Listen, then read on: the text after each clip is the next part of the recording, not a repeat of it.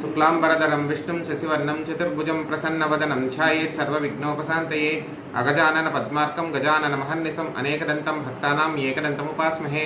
गुरुर्ब्रह्मा गुरुर्विष्णु गुरुर्देवो महेश्वरः गुरुः साक्षात् परब्रह्म तस्मै श्रीगुरुवे नमः। सदाशिवसमारम्भां शङ्कराचार्यमध्यमाम् अस्मदाचार्यपर्यन्तां वन्दे गुरुपरम्परम्। सशङ्खचक्रं सकरीटकुण्डलं सपीतवस्त्रं सरसीरुहेक्षणं सहारवक्षस्थलशोभिकौस्तुभं नमामि विष्णुं शिरसा चतुर्भुजं। छायायां पारिजातस्य हेमसिंहासनोपरि आसीनमं बुधस्याममायताक्षमलङ्कृतं चन्द्राननं चतुर्बाहुं श्रीवत्साङ्कितवक्षसं रुक्मिणी सत्यभामाभ्यां सहितं कृष्णमाश्रये। అందరికీ నమస్కారం. శ్రీ గురుభ్యో నమః. శ్రీకృష్ణ పరమాత్మనే నమో నమః. ఈరోజు ముఖ్యంగా మనం ఒక మహానుభావుని తలుచుకోవాలి. ఎవరు అంటే తెలుగు జాతి మొత్తం కూడా తరింపచేసినటువంటి మహానుభావుడు. తరించిపోయినవిలే తరములు నీ గళమున జాల్వారిన గీతికల్ విని మా వీణుల సుధాబిందువులు నింపి ఎటకేగితివో రాగదయ్య ఘన గంభీర కోమల పాఠశాల ఘంటసాల. ఎందుకంటే వారు సినీ సంగీత నేపథ్యమైనా సరే, లేదంటే భక్తి గీతాలైనా సరే, లేదంటే భగవద్గీత అయినా సరే, తన ఆత్మని అందులో పెట్టి పాడినటువంటి మహానుభావులు.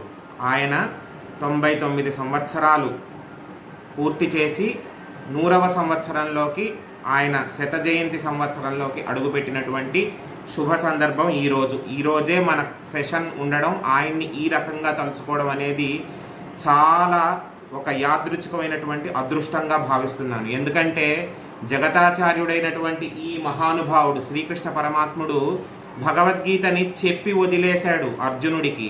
కానీ మనందరి మీద ఉన్నటువంటి అపారమైనటువంటి దయతో, కృపతో ఘంటసాల వెంకటేశ్వరరావు గారు మనకి అందించి ఇచ్చినటువంటి అమృత బిందువు, అమృత కలశం ఏమిటంటే, ఒరే మీరు పుస్తకం తీసి చదువుకోగలరో లేదో, చదువుకోవడం వస్తుందో లేదో, ఆ శ్లోకాలు పలకగలరో లేదో, నేను మీకోసం పాడి వినిపిస్తానని చెప్పి అంపశయ్య మీద ఉన్నటువంటి భీష్ముడు లాగా హాస్పిటల్ బెడ్ మీద పడుకుని రికార్డ్ చేసినటువంటి మహానుభావుడు ఘంటసాల వెంకటేశ్వరరావు గారు.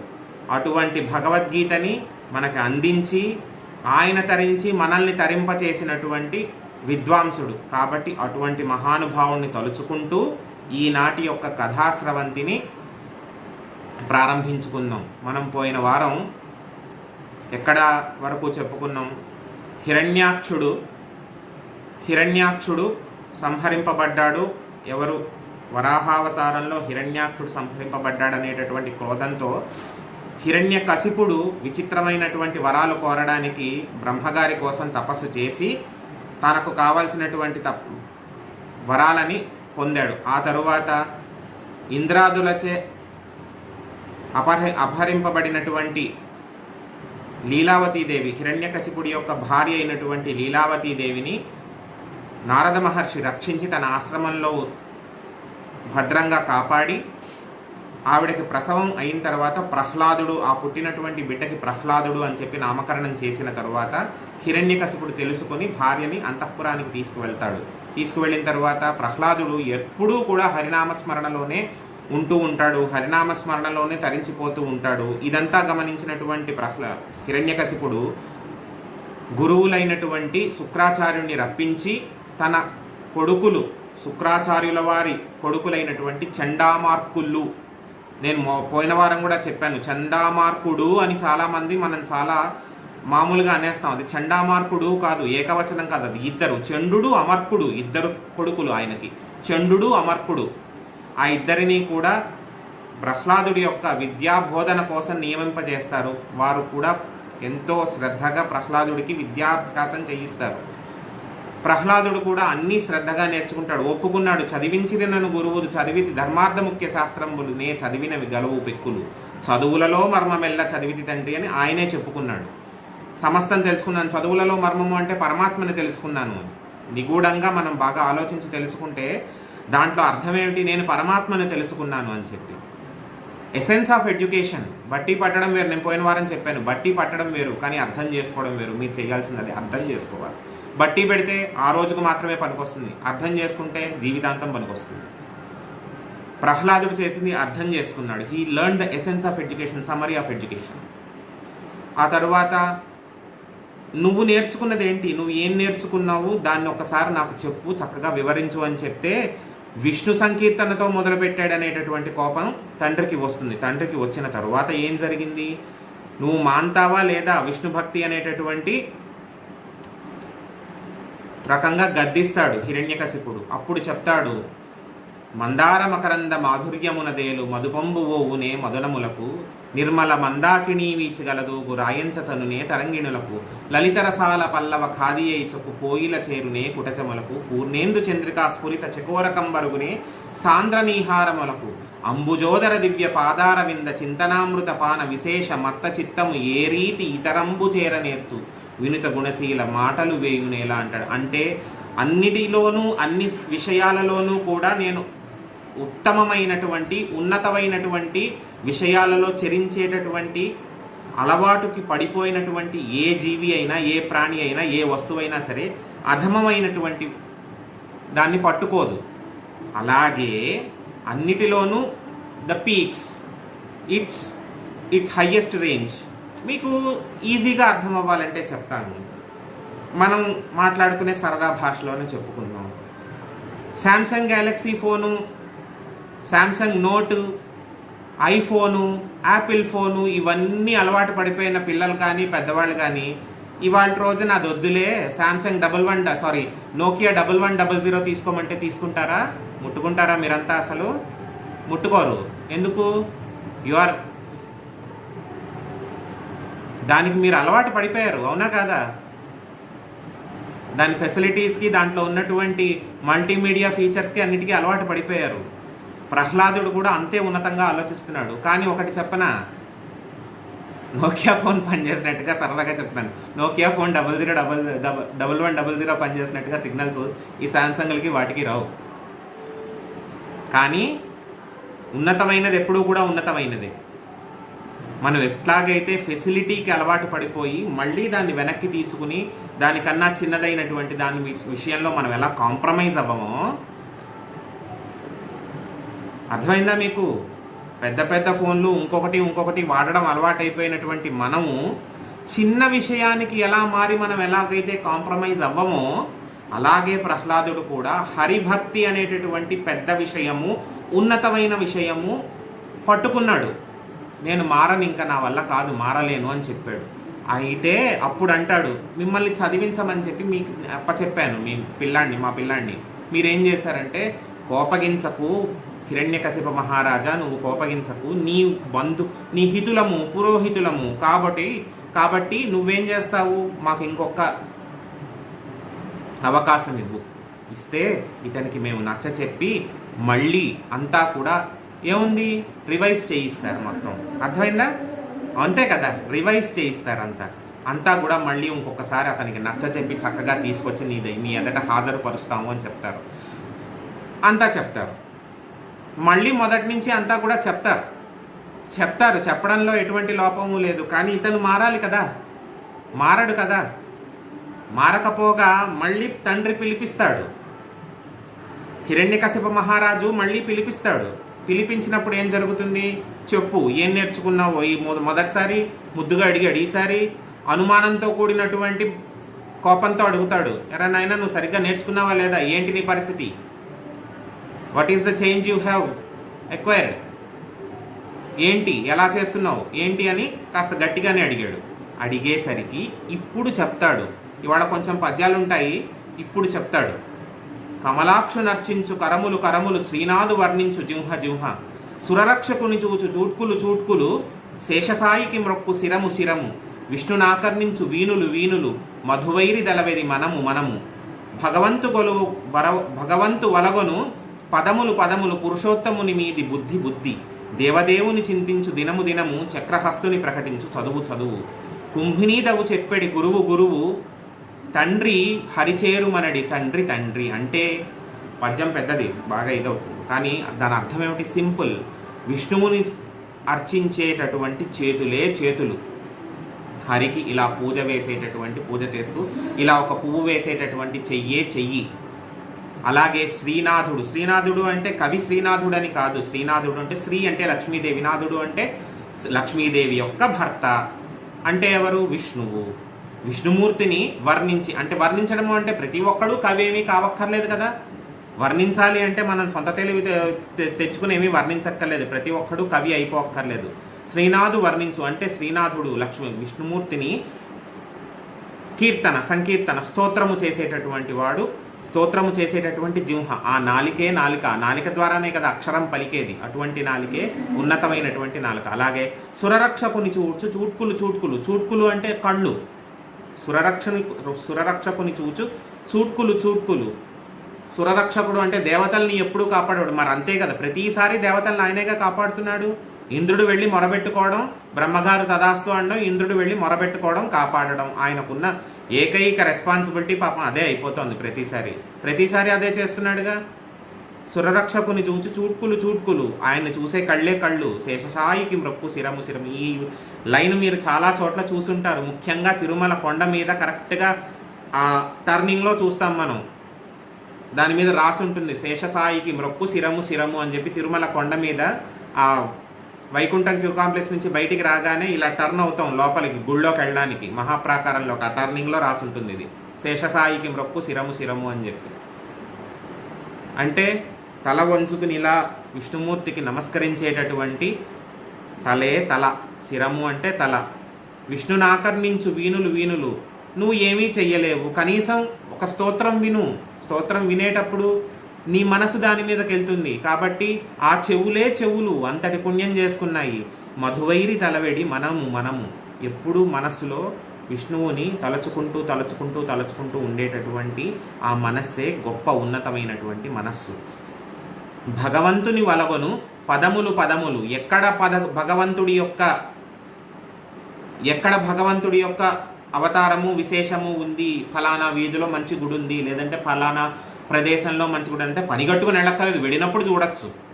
ఇప్పుడు దానికోసం ఇంత ఖర్చు పెట్టుకుని వెళ్ళక్కర్లేదు. ఇప్పుడు ఫలానా తిరుపతి వెళ్తున్నాం, తిరుపతి పక్కనే వచ్చిన ఊరుంది, లేదంటే ఫలానా భీమవరం వెళ్తున్నాం, భీమవరం ఊళ్ళో మా ఊళ్ళమ్మ తల్లుంది.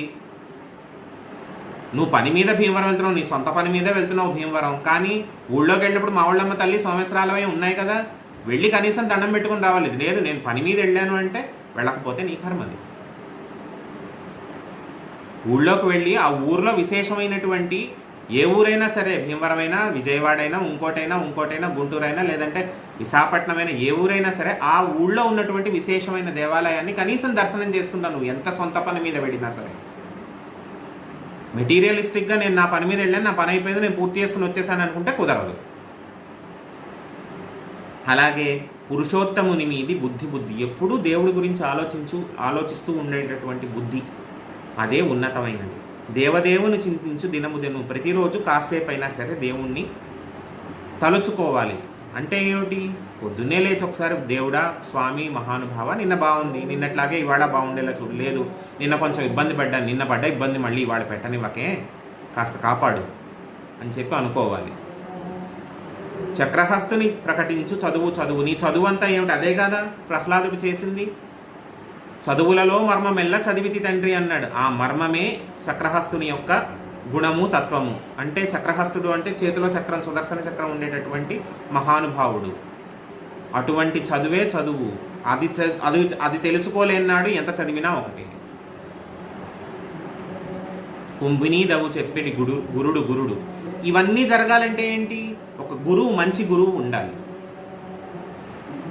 ఆ గురువు చక్కటి మాట చెప్పాలి. ఎంత విష్ణుమూర్తి గురించనే కాదు, శివుడి గురించి చెప్పినా, లేదు చదువు గురించి చెప్పినా చక్కగా చెప్పాలి, అర్థమయ్యేలా చెప్పాలి. అంతేగాని మెటీరియలిస్టిక్గా ఇవాళ నేను ఇంపార్టెంట్ క్వశ్చన్స్ ఇచ్చేసాను, 5 మార్కుల క్వశ్చన్లలో ఏమో ఈ 15 చదివేసుకోండి, 10 మార్క్స్ క్వశ్చన్స్ ఏమో ఇంకో 10 వస్తాయి, అవి చదివేసుకోండి, మొత్తం కలిపి చదివితే ఆ 5 మార్కుల్లోంచి దీంట్లోంచి చెరో 10 వస్తాయని. ఇది కాదు. ఇక్కడి నుంచి ఇక్కడ వరకు చదవండి, దీంట్లోంచి ఈ పాయింట్ గుర్తుపెట్టుకోండి. ఇంపార్టెంట్ క్వశ్చన్స్ ఇచ్చేస్తే అయిపోదు. గురువు కూడా అంతే ఉన్నతంగా ఉండాలి. తండ్రి హరిజేరుమనడి తండ్రి అంటే పిల్లలు, ఒకవేళ పిల్లలైనా సరే పెద్దవాళ్ళైనా సరే భగవంతుని పట్ల అనురక్తితో ఉంటే వాళ్ళని చెడగొట్టకూడదు. వీడేమిటి ఇప్పటి నుంచి దేవుడు అంటున్నాడు, వీడికేమొచ్చింది ఇప్పటి నుంచి, అంత అవసరమేముంది, చెడగొట్టకూడదు. లేదు నాన్న, మంచి పని చేస్తున్నావు, భగవంతుడిని నమస్కారం చక్కగా చేసుకో, మనస్ఫూర్తిగా నమస్కారం చేసుకొని ఎంకరేజ్ చేయాలి. అటువంటి తండ్రి, అటువంటి కుటుంబ సభ్యులు, అటువంటి సమాజము ఉండాలి. అది దీని అర్థం. అలాగే ఇంకొక మాట కూడా అన్నాడు, కంజాక్షునకు గాని కాయంబు కాయమే పవన గుంభిత చర్మ భస్త్రిగాక, వైకుంఠు పొగడని వక్త్రంబు వక్త్రమే ఢమఢమధ్వనితోడి ఢక్కగాక, హరిపూజనము చేని హస్తము హస్తమే తరుశాఖ నిర్మిత దర్విగాక, కమలేసు చూడని కన్నులు కన్నులే తరుకుట్యజాల రంధ్రములుగాక, చక్రి చింతలేని జన్మంబు జన్మమే తరళ సలిల బుద్భుదంబుగాక, విష్ణుభక్తి లేని విభుదండు విభుదుడే పాదయుగళితోడి పశువుగాక. ఈ ఆఖరి మాట గుర్తుపెట్టుకోండి, ఎందుకంటే ఈ ఆఖరి మాట వల్లే ప్రహ్లాదుడు మొత్తం అంతా, అతని భవిష్యత్తు మొత్తం మారిపోతుంది తండ్రి చేతిలో. అంటే అలా మారబట్టే కదా నరసింహావతారానికి దారితీసింది, అది వేరే విషయం. కానీ ఈ మాట అన్నందుకు తండ్రికి అంత కోపం వచ్చింది. కంజాక్షుడు అంటే కమలముల వంటి కన్నులు గలవాడు, కంజాక్షునకు గాని కాయంబు కాయమే పవన గుంభిత చర్మ భస్త్రిగాక. ఆ కాయం, ఆ శరీరంతో శ్రీహరిని తలుచుకోకపోతే, శ్రీమన్నారాయణుడి యొక్క స్మరణ చేయకపోతే అది ఒక బస్తా, కుట్టేసినటువంటి చర్మంతో కుట్టేసినటువంటి బస్తా. వైకుంఠు పొగడని వక్త్రంబు వక్త్రమే ఢమఢమధ్వనితోడి ఢక్కగాక. ఏ మాత్రము కూడా దైవ చింతన, దైవ ప్రార్థన, దేవుడు అనేటటువంటి మాట మాట్లాడకుండా ఇష్టం వచ్చినట్టు మాట్లాడే ఆ గొంతు ఏదైతే ఉందో డబ్బాలో రాళ్ళేసి కొట్టినటువంటి ఒక ఢమరుకం లాంటిది. అంతేకాని ఏమాత్రము కూడా అది గొంతు, అది ఒక కంఠము అనేటటువంటి పరిగణనలోకి రాదు. అది కేవలము ఏంటంటే ఢమఢమధ్వనితోటి ఢక్క, ఉత్తినే వాయించుకోవడానికి పనికొచ్చేటటువంటి ఒక పరికరం అంతే. అలాగే హరిపూజనము లేని హస్తంబు హస్తమే తరుశాఖ నిర్మిత దర్విగాక. తరుశాఖ అంటే తరువు అంటే ఏమిటి? తరువు అంటే చెట్టు, తరుశాఖ అంటే శాఖ అంటే కొమ్మ, బ్రాంచ్. హరిపూజనము లేని హస్తంబు హస్తమే తరుశాఖ నిర్మిత దర్విగాక అంటే హరి పూజ, చేత్తో ఇలా పూజ చేసి ఒక ఉపచారం చేసి ఏమీ చెయ్యలేనటువంటి ఆ చెయ్యి ఎందుకు పనికొస్తుంది? చెట్టుకో కొమ్మ మొలుస్తుంది, ఆ కొమ్మ తీసి ఏం చేస్తారు? కొట్టి ఓ కుర్చీ చేస్తారు, జీవం లేకుండా పడుంటుంది. డైనింగ్ టేబుల్ కుర్చీనో సోఫా కుర్చీనో ఇప్పుడు నేను కూర్చున్నానుగా, జీవం లేకుండా ఉంటుంది, దానికి ఏమీ తెలియదు. అటువంటిది నీ చేతికి అతికించినటువంటి ఒక కొమ్మ లాంటిది. నీ చెయ్యి ఒక ప్రాణం లేని ఒక వస్తువు అయితే నీ చేతికి అతికించినటువంటి కొమ్మ లాంటిది. ఏ పూజా పునస్కారానికి పనికిరాని ఆ చెయ్యి. మరి ఇక్కడ పిల్లలు చాలా లాజికల్గా క్వశ్చన్ అడుగుతారు, ఏమండి చేతులు లేని వాళ్ళకి, వికలాంగులకి మరి అటువంటి వాళ్ళని మనం దూషించినట్టే కదా ఈ మాట అంటే అని. వాళ్ళు ఆత్మవిశ్వాసంతో పూజిస్తారు దేవుణ్ణి. ఎందుకు తెలుసా? చెయ్యి కాలు ఇవ్వకపోయినా దేవుడు వాళ్ళకి ఎక్స్ట్రా టాలెంట్ ఇంకొకటి ఇచ్చాడు దేవుడు. అర్థమైందా? అది ఇచ్చినందుకు కృతజ్ఞతతో ఉంటారు. అంతేగాని ఈ మాట చెప్పగానే చాలా ఒక బ్యాచ్ ఉంటుంది, మీరు అలా మాట అనగానే అంటే చేతులు లేని వాళ్ళందరూ చేతులు ఇది చేసినట్ట, చేతులు లేని వాళ్ళందరికీ కూడా అన్యాయం జరగలేదు. ద్విగుణీకృతమైనటువంటి న్యాయం చేశాడు దేవుడు, డబుల్ పోర్షన్లో ఇచ్చాడు టాలెంట్. ఆ టాలెంట్ని యూజ్ చేసుకోవడం వాళ్ళ వంతు. యు అబ్జర్వ్, ఎప్పుడైనా సరే వికలాంగులు, స్పెషల్ కిడ్స్ కానీ ఇంకొకళ్ళు కానీ కొంచెం ఫిజికల్లీ అనేబుల్గా ఉండే వాళ్ళకి ఒక స్పెషల్ టాలెంట్ ఉంటుంది. అది వాడుకోవడం అనేది వాళ్ళ చేతిలో ఉంటుంది. వాడుకోవడం తెలిస్తే మాత్రం భగవంతుడికి ఎంతో కృతజ్ఞత చెప్తారు. దేవుడా ఈ లోపం ఇచ్చావు, కానీ ఈ ప్రయోజనాన్ని కల్పించావు నాకు, నీకు సర్వదా నేను ఎప్పుడూ కూడా కృతజ్ఞతతో మెలుగుతాను అని చెప్పి ఎప్పుడూ దండం పెట్టుకుంటారు వాళ్ళు. అలాగే కమలేసు చూడని కన్నులు కన్నులే తనుకుట్య జాల రంధ్రములుగాక. మనోనేత్రంతో కానీ నేత్రంతో కానీ ఆ దేవుణ్ణి అలా చూడలేకపోతే అవి కళ్ళు అంటారా? కాదు, రంధ్రాలు, ఉత్తినే అలా పడున్నాయి, కప్పేసిన రంధ్రాలు అంతే. ఎందుకంటే నీ కళ్ళు దేవుణ్ణి చూడడానికి పనికి రాలేదు, దేవుణ్ణి చూడడానికి పనికి రావడం లేదు, కనిపించినా నీకు గుర్తించడం చేత కావట్లేదు. దేవుడు అంటే ఈ బొమ్మ కాదు, ఈయన ఇంకొక రకంగా పంపిస్తాడు. నీకు సహాయం చేసేటటువంటి మనిషి, నీవు విపత్కాలంలో ఉంటే, నీకు ఎంతో ఆపద కలిగితే నీకు సహాయం చేసే మనిషిని, నీకు సలహా చెప్పే మనిషిని నీ వాళ్ళ రూపంలోనే లేదా ఇంకొక రూపంలోనే, నీ ఇంటి గురువు రూపంలో కానీ ఏదో ఒక రకంగా నీవు ఒక ఒక రూపంలో పంపిస్తాడు. ఆయన్ని కూడా గుర్తించడం చేత కావాలి, గుర్తించడం చేత కావాలి.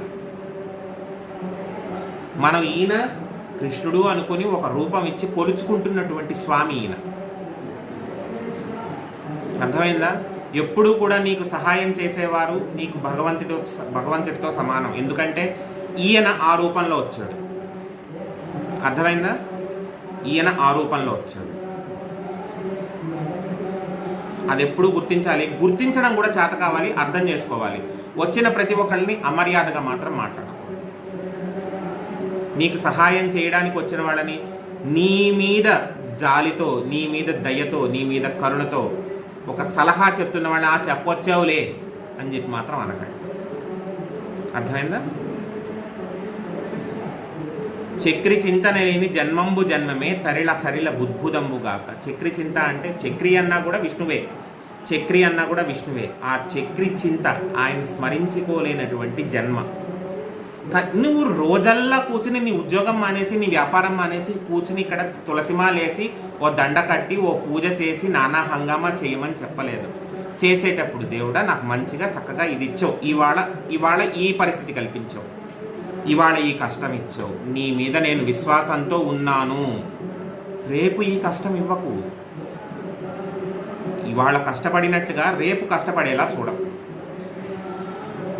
అంతే చాలు. నువ్వు చేసే పని నువ్వు చేసుకో. నీ ఉద్యోగం, నీ వ్యాపారం, నీ తిరుగుడు అన్నీ మామూలే. కానీ చేసేటప్పుడు ఒక నమస్కారం. ఇంట్లోంచి వెళ్ళిపోతున్నావు బయటికి, పక్కకి తిరిగి చూసి దేవుడి పటానికి దండం పెట్టుకుని వెళ్ళి చాలు. బయటికి వెళ్తున్నాను స్వామి, వెళ్ళిన వాడిని వెళ్ళినట్టుగా వెనక్కి వచ్చేలా చేయి చాలు. ఆ దండం చాలు, ఆ నమస్కారం చాలు. ఆయనే చూసుకుంటాడంతా. లేదు నీ కర్మలో, నీ కర్మఫలంలో, నీ యొక్క ఆ రోజుకు సంబంధించినటువంటి రాతలో పెద్ద యాక్సిడెంట్ అయిపోవాలి, ఏదో అయిపోవాలి, స్కిడ్ అయి జారిపడేలా చూసి వదిలేస్తాడు. ఓ 10 రోజులు బెడ్ మీద పడుకోనన్నా కాస్త రెస్ట్ తీసుకుని పక్కకి వెళ్ళిపో చాలు, రెస్ట్ తీసుకుని ఉండు. దీనికి ప్రత్యక్షమైనటువంటి ఉదాహరణ మనందరికీ తెలిసినదే, సాయిధరం తేజ్. ఏమైపోతాడో పిల్లాడని అనుకున్నామా? మంచి హీరో ఏమైపోతాడో అని అనుకున్నావా లేదా? అటువంటి అతను మృత్యువుని దాటుకుని వచ్చి మనందరి ముందు ఈనాడు నిల్చోగలిగాడు అంటే ఆయన దయ కాకపోతే ఇంకేంటి, ఆ తల్లి చేసుకున్న అదృష్టం కాకపోతే ఏంటి? అతను నిజంగా చాలా దైవభక్తి ఉన్నటువంటి మనిషి, మంచి ఉన్నతమైనటువంటి విలువలు, సత్సాంప్రదాయము పట్ల విశ్వాసము ఉన్నటువంటి చక్కటి మనిషి. కాబట్టే ఆ విశ్వాసమే అదే అతన్ని కాపాడింది, ఆ తల్లి యొక్క అదృష్టం అది. పెద్ద యాక్సిడెంట్ అయింది, అయ్యో ఏమైపోతాడో అనుకున్నాం. అటువంటిది he's out of danger, he recovered, he's fine now and he's going back to his work. మనకి నిదర్శనాలు ఇలా ఉంటాయి, దాన్ని గుర్తించుకోవాలంతే.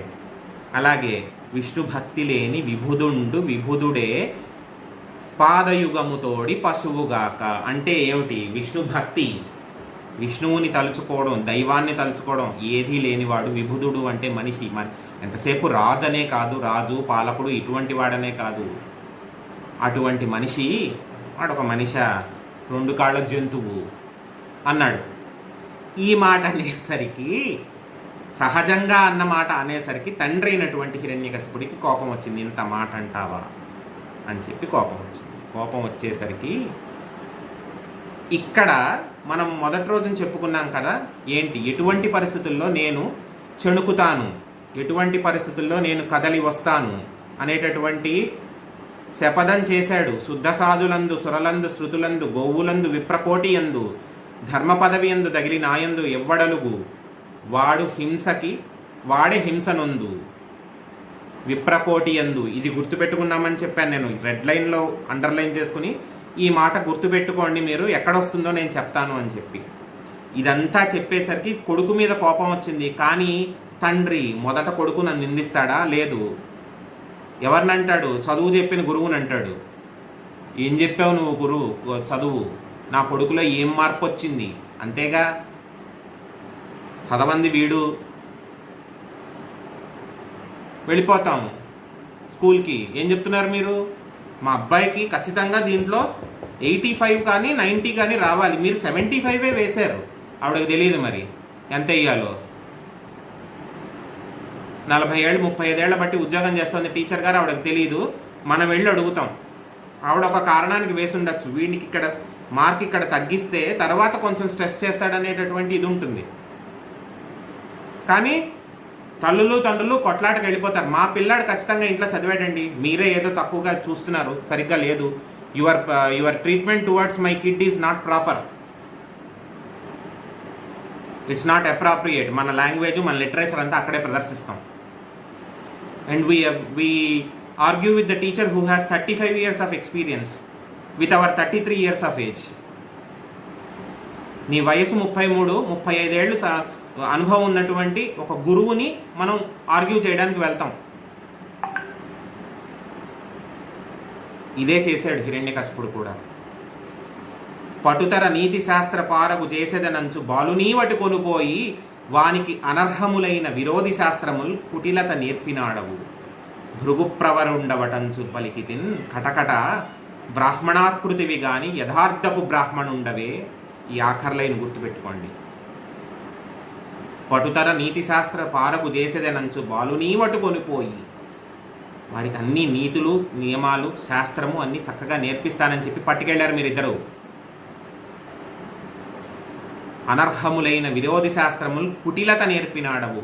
మాకు ఏమాత్రము పనికిరానటువంటి హరిభక్తి నారాయణుని మీద యొక్క నారాయణుడి యొక్క చింతన నేర్పించావు. మాకేమాత్రం పనికిరాదు. ఇది కుటిలత, మా పట్ల కుటిల బుద్ధి ఇది. ఎందుకు? అతనికి హరి మీద ఉన్నటువంటి ద్వేషమే దానికి కారణం. బాలునీవటి కొనిపోయి వానికి అనర్హములైన విరోధి శాస్త్రములు కుటిలత నేర్పినాడవు. భృగుప్రవరుండవటంచు నమ్మితిన్. భృగుప్రవరుండు అంటే ఏమిటి? ఇది కూడా తెలుసుకోవాలి. భృగుప్రవరుండు అంటే ఏమిటి? భృగు మహర్షి యొక్క సంతానము వీళ్ళంతా. ఎవరు? శుక్రాచార్యుడి పిల్లలైనటువంటి చండు, అమర్కుడు. భృగు మహర్షి తాతగారు. భృగు మహర్షి మనవలే ఈ చండు, అమర్కుడు. భృగు మహర్షి యొక్క కొడుకు శుక్రాచార్యుడి పిల్లలు చండామార్కులు. కాబట్టి భృగుప్రవరుండు అంతే కదా. ఇప్పుడు ఉదాహరణకు చెప్తున్నాను, మాది భారద్వాజస గోత్రం. ప్రవరలో భారద్వాజస గోత్రస్య అని చెప్పుకుంటున్నాంగా. ఆంగీరస బారస్పత్య భారద్వాజ గోత్రోద్భవస్య అని చెప్పుకుంటున్నాంగా. మేము భారద్వాజ గోత్రీకులం, భారద్వాజ ప్రవర మాది. అలాగే వారిది చండామార్కుల వారిది భృగుప్రవర, భార్గవ మహర్షి యొక్క ప్రవర, భార్గవస గోత్రం. కాబట్టి భృగుప్రవరుండు వటంచు నమ్మితిన్. నీవు భృగు మహర్షి యొక్క కోవలోకి వస్తావని చెప్పి నిన్ను నమ్ముకున్నాను. కానీ బ్రాహ్మణాకృతివి కానీ యథార్థపు బ్రాహ్మణుండవే. నీవు బ్రాహ్మణాకృతిలో ఉన్నావు కానీ నిజంగా నువ్వు బ్రాహ్మణుడు చేసేటటువంటి పనే చేస్తున్నావా? విప్రకోటి యందు. గుర్తుపెట్టుకున్నారా? నేను రెడ్ లైన్ వేసుకుని అండర్లైన్ చేసుకోమని చెప్పాను. ఇన్వర్టెడ్ కామాస్ వేసుకుని రెడ్ లైన్ వేసుకుని అండర్లైన్ చేసుకోండి. విప్రకోటి యందు అనే మాట. విప్రులు అంటే ఏంటి? బ్రాహ్మణులు. బ్రాహ్మణులను నిందిస్తే నేను కదలి వస్తాను అని చెప్పాడు. ఇది ఒక కారణం. బ్రాహ్మణాకృతివి కానీ యథార్థపు బ్రాహ్మణుండవే. ఇది బ్రాహ్మణ నింద. చేశాడా లేదా? ధర్మం పట్ల నిందిస్తున్నాడు. సాధులందు శృతులందు, శుద్ధ సాధులందు శృతులందు ప్రహ్లాదుణ్ణి ఇబ్బంది పెడుతున్నాడు. బ్రాహ్మణుల్ని నిందిస్తున్నాడు. ధర్మాన్ని కూడా చాలా తక్కువ చేసి మాట్లాడుతున్నాడు. అన్ని పాపాలు చేస్తున్నాడుగా. ఇంకా కదిలి రాకపోవడానికి ఎటువంటి కారణం ఉంది? విష్ణుమూర్తి ఇంకా కదలడానికి కొంత ఘట్టం జరగాలంతే.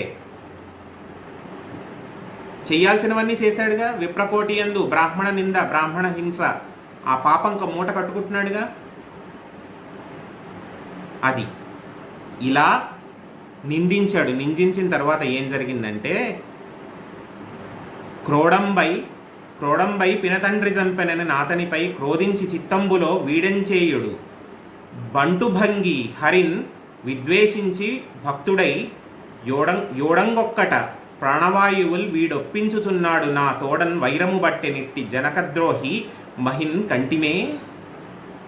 పినతండ్రిని చంపిన వాడి మీద పగ పెంచుకోకుండా అతన్ని కీర్తిస్తున్నాడు శ్రీహరిని. పినతండ్రి అంటే హిరణ్యాక్షుడు కదా. హిరణ్యకశిపుడు పెద్దవాడు, హిరణ్యాక్షుడు చిన్నవాడు. ఆదివరాహావతారంలో హిరణ్యాక్షుడిని చంపడానికి శ్రీ మహావిష్ణువు ఆ రకంగా వచ్చి హిరణ్యాక్షుడిని చంపాడు, భూదేవిని రక్షించాడు. పినతండ్రి అయినటువంటి హిరణ్యాక్షుడిని చంపేశాడనేటటువంటి పగ కానీ ఆ రివెంజ్ కానీ ఏమాత్రము లేడు వీడికి.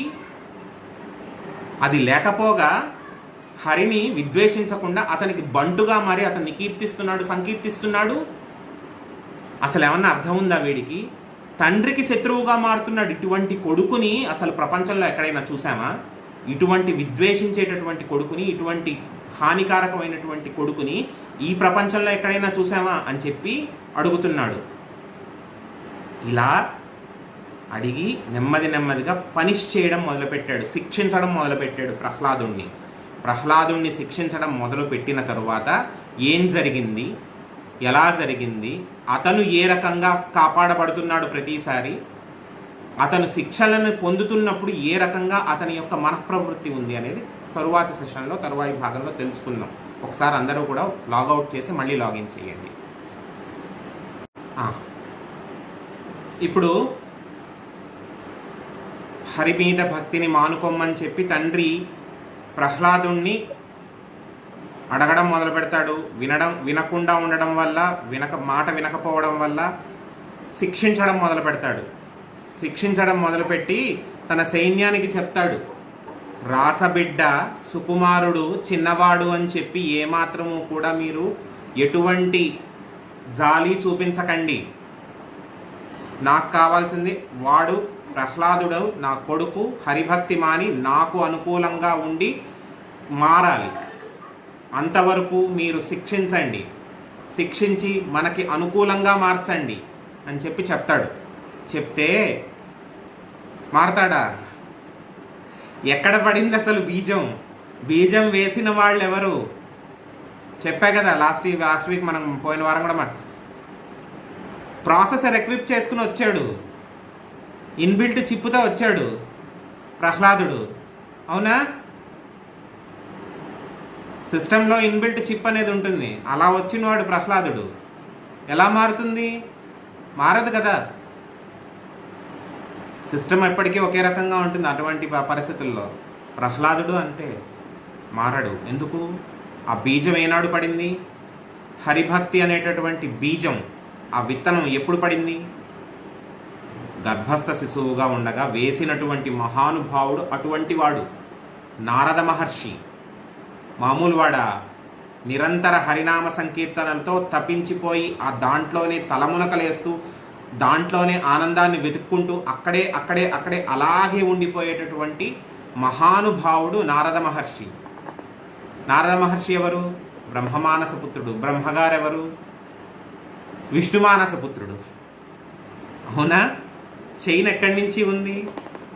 అటువంటి మహానుభావుడు ఈ హరిభక్తి అనేటటువంటి బీజాన్ని వేశాడు ప్రహ్లాదుడికి. ఆయన మనస్సులో ఆ హరిభక్తి అనేటటువంటి ఆ విత్తనాన్ని నాటినటువంటి వాడు నారద మహర్షి. మారమంటే అంత సులువుగా మారుతుందా? లేదు కదా. అదే జరుగుతోంది. జరిగితే చెప్తాడు,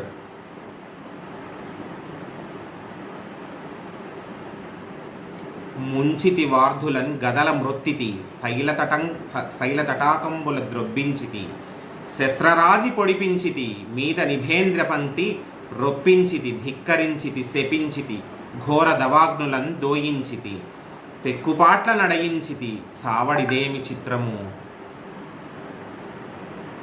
హిరణ్యకశిపుడు లోపల అనుకుంటున్నట్ట, ఇన్ని రకాలుగా శిక్షించాను, కొండల మీద నుంచి పంపించేశాను, దొర్లించేశాను, పెద్ద రాళ్ల మీద నుంచి దొర్లించాను, గదల చేత కొట్టించాను. అసలు ఇవన్నీ ఒక తండ్రి కొడుకు పట్ల చేసేటటువంటి పనులేనా?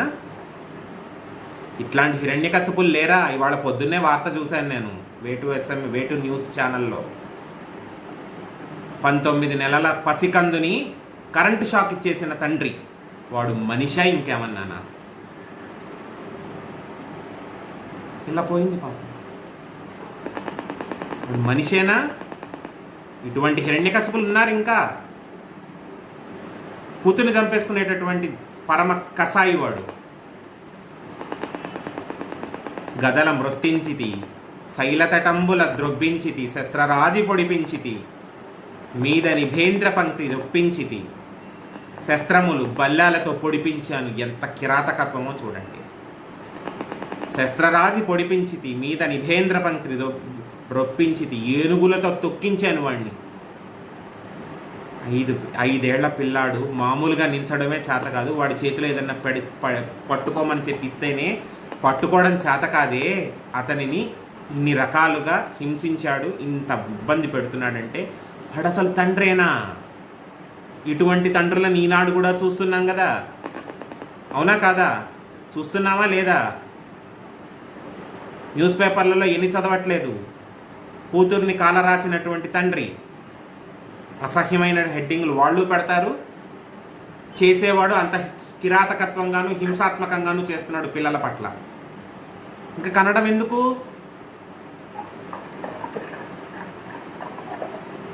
ఘోర దవాగ్నుల త్రోయించితి, పెక్కుపాట్ల నడయించితి. ఘోర దవాగ్నులు అగ్నిలో తోసేసేట. అగ్నిలోకి తోసేయడం అంటే ఇంకేమన్నా ఉందా అసలు? చెయ్యి గట్టిగా మనం గీజర్ వేసినటువంటి నీళ్లల్లో, వేడి నీళ్లల్లో చెయ్యి పెడితేనే కార్తీక మాసం బాబోయ్ ఇంకేమన్నా ఉందా వేడి, ఇంత చలిలోనూ వేడి వేడి వేడి అని చెప్పి తన్నేసుకుంటాం. అటువంటిది 5 ఏళ్ల పిల్లాడిని ఘోర దవాగ్నుల తోయించింది అంటే నిప్పుల్లోకి తోసేసినా కూడా వీడేమీ చావట్లేదు ఏమిట్రా? అసలు వాడేం తండ్రి? ఇంత చేసిన ప్రహ్లాదుడి యొక్క పరిస్థితి ఎలా ఉంది? పారడు లేచి దిక్కులకు బాహువులొడ్డడు బంధురాజిలో దూరడు, ఘోరకృత్యమని దూరుడు తండ్రి, ఘోరకృత్యమని దూరడు తండ్రి, మిత్రవర్గంబుల జీరడు, మాతృసంఘంబు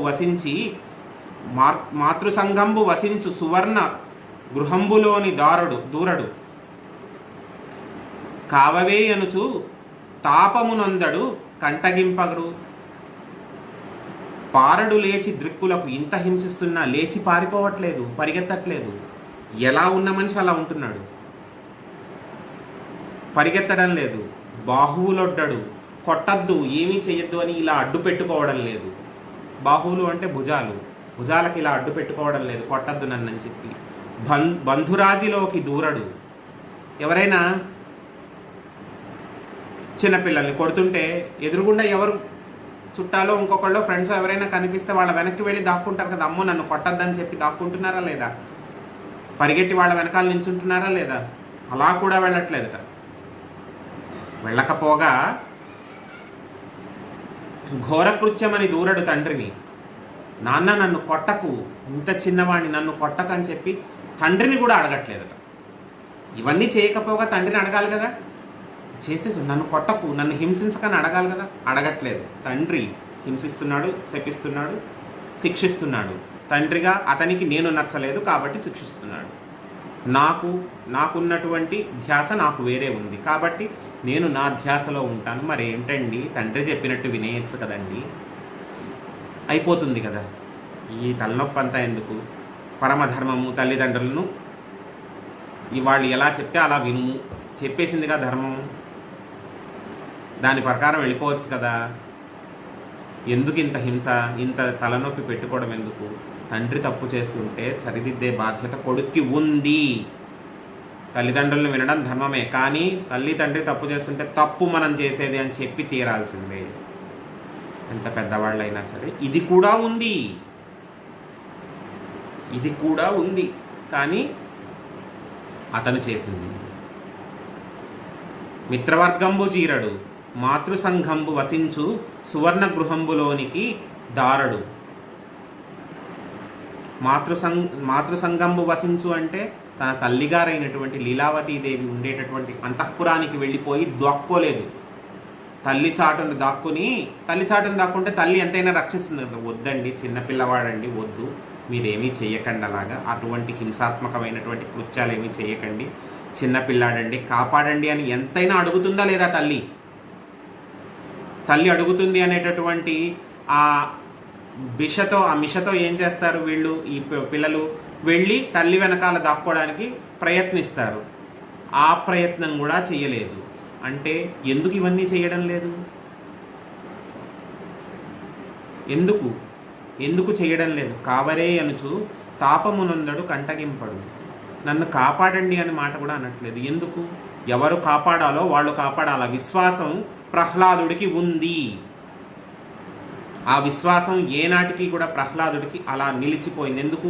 కాపాడాల్సిన వాడు రావాలి, కానీ వీళ్ళందరూ కాపాడమంటే కాపాడే రకాలు కాదు. తెలిసిపోతోంది ప్రహ్లాదుడికి. ఎందుకు? కాపాడేవాడు అసలు వాడు ఈయన. వాళ్ళ తండ్రి చెప్పినటువంటి రూపంలో వచ్చి కాపాడాలి. తండ్రి పెట్టినటువంటి విచిత్రమైనటువంటి వరాలన్నీ సమర్థించుకుంటూ వచ్చి ఆ రూపంలో కాపాడాలే తప్ప ఎవరు కాపాడమని అడిగినా కాపాడే రకాలు కాదు. తన్ను నిశాచరులు పొడువ దైత్యకుమారుండు మాటిమాటికో పన్నగసాయి, ఓ ధనుజభంజన, ఓ జగదీశ, ఓ మహాపన్న శరణ్య, ఓ నిఖిలాపన ఎంచు నుతించును గాని తన్ను నీరుదేడు భయకంప సమేతుండుగాడు భూవరా. తన్ను నీరుదేడు భయకంప సమేతుండు కాదు భూవరా. ఇంత హింసిస్తున్నా సరే ప్రహ్లాదుడు ఏమని మొరపెట్టుకుంటున్నట్ట? తన్ను నిశాచరుల్ పొడువ దైత్యకుమారుండు. నిశాచరులు అంటే రాక్షసులు. అంతేగా, హిరణ్యకశపుడు రాక్షసుడు రాజు కాబట్టి రాక్షసుడి యొక్క సైనికులు, అతని యొక్క బంటులు అందరూ కూడా రాక్షసులే ఉంటారుగా. తన్ను నిశాచరులు పొడువ దైత్యకుమారుండు మాటిమాటికి ఓ పన్నగ సాయి, ఓ శేషతల్పం మీద పడుకునేటటువంటి శ్రీహరి. పన్నగము అంటే పాము. శేషతల్పం మీద పడుకునేటటువంటి శ్రీహరి, పన్నగసాయి, ధనుజవంజన, అసురులని అంటే రాక్షసులని కాపాడేటటువంటి ఓ మహానుభావ, రాక్షసులని నుంచి కాపాడేటటువంటి, రాక్షసులని వారిని సంహరించి నిగ్రహించి మమ్మల్ని కాపాడేటటువంటి ఓ మహానుభావ, ఓ జగదీశ, జగత్తు మొత్తానికి అధిపతివైనటువంటి ఓ జగదీశ, మహాపన్న శరణ్య, ఏ విపత్తు వచ్చినా ఏ ఆపద వచ్చినా సరే కాపాడేటటువంటి మహాపన్న శరణ్య, కావుము ఓ నిఖిలాపన, కావుము ఎప్పుడూ ఎక్కడా కూడా నువ్వే ఉంటావు. ఎక్కడైనా సరే నువ్వే ఉంటావు అనేది ఆఖరణ చెప్తాడు. ఎక్కడ చెప్పాలో అక్కడ చెప్తాడు. కానీ ఇక్కడ చెప్పుకుంటున్నాడు ఓ నిఖిలాపన, ఎల్లవేళలా ఎటువంటి పరిస్థితులలోనైనా నువ్వే ఉంటావు అనుచు నుతించును గాని తన్ను వీడుడు భయకంప సమేతుండు కాడు భూవరా. ఇలా ప్రార్థించుకుంటున్నాడే కానీ ఏమాత్రం కూడా భయపడట్లేదు. ఎందుకు భయపడట్లేదు? ఒక నిమిషం.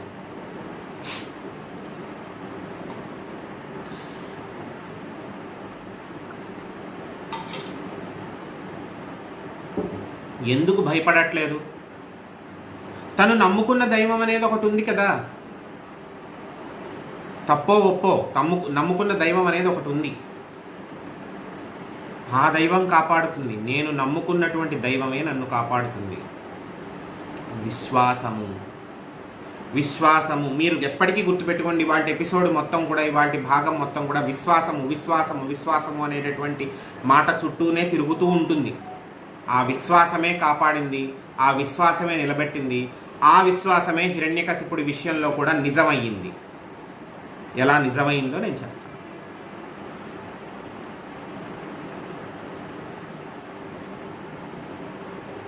ఇలా చేస్తుంటే ఆలోచిస్తున్నాడు హిరణ్యకశిపుడు. ఇంత చేసినా కూడా ఏమిటిది అసలు? ఈ పరిస్థితి ఏంటి అసలు? ఇంత మాయ ఏంటి? ఎలా కాపాడబడుతున్నాడు? అసలు తండ్రి అనేవాడికి కొడుకు మాట వినకపోతే, మంచి తండ్రి అయినా చెడ్డ తండ్రి అయినా, తండ్రి అనేవాడు ఖచ్చితంగా మంచివాడే అయ్యి ఉండాలని కాదు. ఎవరి తండ్రి అయినా సరే తనలో తాను అంతరంగంలో బాధపడుతున్నాడా లేదా? రే మాట వినట్లేదురా వీడు, మాట వినట్లేదు, ఎలాగా వీడితో ఏం చెయ్యాలి, ఏం చెప్తే వీడు మారతాడు, ఏం చెప్తే వీడు బాగుపడతాడు అనేటటువంటి ఆ ఆలోచన అనేది ఉంటుంది కదా, అవునా కదా? ఆలోచన ఉంటుందా లేదా? ఆ ఆలోచనే హిరణ్యకశిపుడు కూడా ఆలోచిస్తున్నాడు. ఎటువంటి రకంగా ఆలోచిస్తున్నాడు? పంచాబ్దంబులవాడు తండ్రియగున పక్షంబు నిందించి యత్కించిత్ భీతియులేక విష్ణున్ అహితున్ కీర్తించుచున్నాడు. వలదంచున్ చెప్పిన మానడు అంగమున పుత్రాకారతన్ వ్యాధి జన్మించే వీని వధించి రెండు ధనుజుల్ నీమి పటుత్వంబునన్. ఎంత మాట చూడండి, ఎంత ఘోరమైన మాట. పంచాబ్దంబులవాడు, 5 ఏళ్ల పిల్లాడ్రా వీడు. పంచాబ్దములు, అబ్దములు అంటే సంవత్సరాలు, పంచము అంటే 5. పంచపాండవులు, పంచ అంగుళీకములు, అంగుళీకములు అంటే వేళ్ళు. అంగుళీకలములు అంటే చాలామంది మనం ఏంటంటే ఉంగరం అనుకుంటాం, ఉంగరం పెట్టుకునే వేళ్ళు. పంచాబ్దంబులవాడు తండ్రినగు నా పక్షంబు నిందించి యత్కించిత్ భీతియులేక. తండ్రి నన్ను నిందిస్తున్నాడు, నన్ను చూసి భయపడడం లేదు. అది పైశాచికత్వం, రాక్షసత్వం అంటారు కదా. తండ్రిని చూసి, తండ్రి కఠోరంగా ఉండాలి, ఖచ్చితంగా ఉండి తీరాలి తండ్రి అనేవాడు. లేకపోతే భుజం మీద చేసుకుని హాయ్ డ్యూడ్ అనేటటువంటి దరిద్రంలోకి పడిపోయాం మనం. తండ్రితో భుజం మీద చెయ్యేసుకుని నించుని హాయ్ డూడ్ అని చెప్పి అంత దిగజారిపోయేటటువంటి సమాజంలోకి వచ్చేస్తున్నాం. మారాలి ఇదంతా. తండ్రి అనేవాడు గంభీరంగా ఉండాలి, కొంచెం కరుకుగా ఉండాలి ఒక స్థాయికి వచ్చే వరకు. తరువాత అతను మారుతాడు, మీ పద్ధతి మారుతుంది. లేకపోతే నా పిల్లలు నా ప్రాణం అని చెప్పి ఆయన కరిగిపోతే తండ్రిని take it for granted. Father is taken for granted.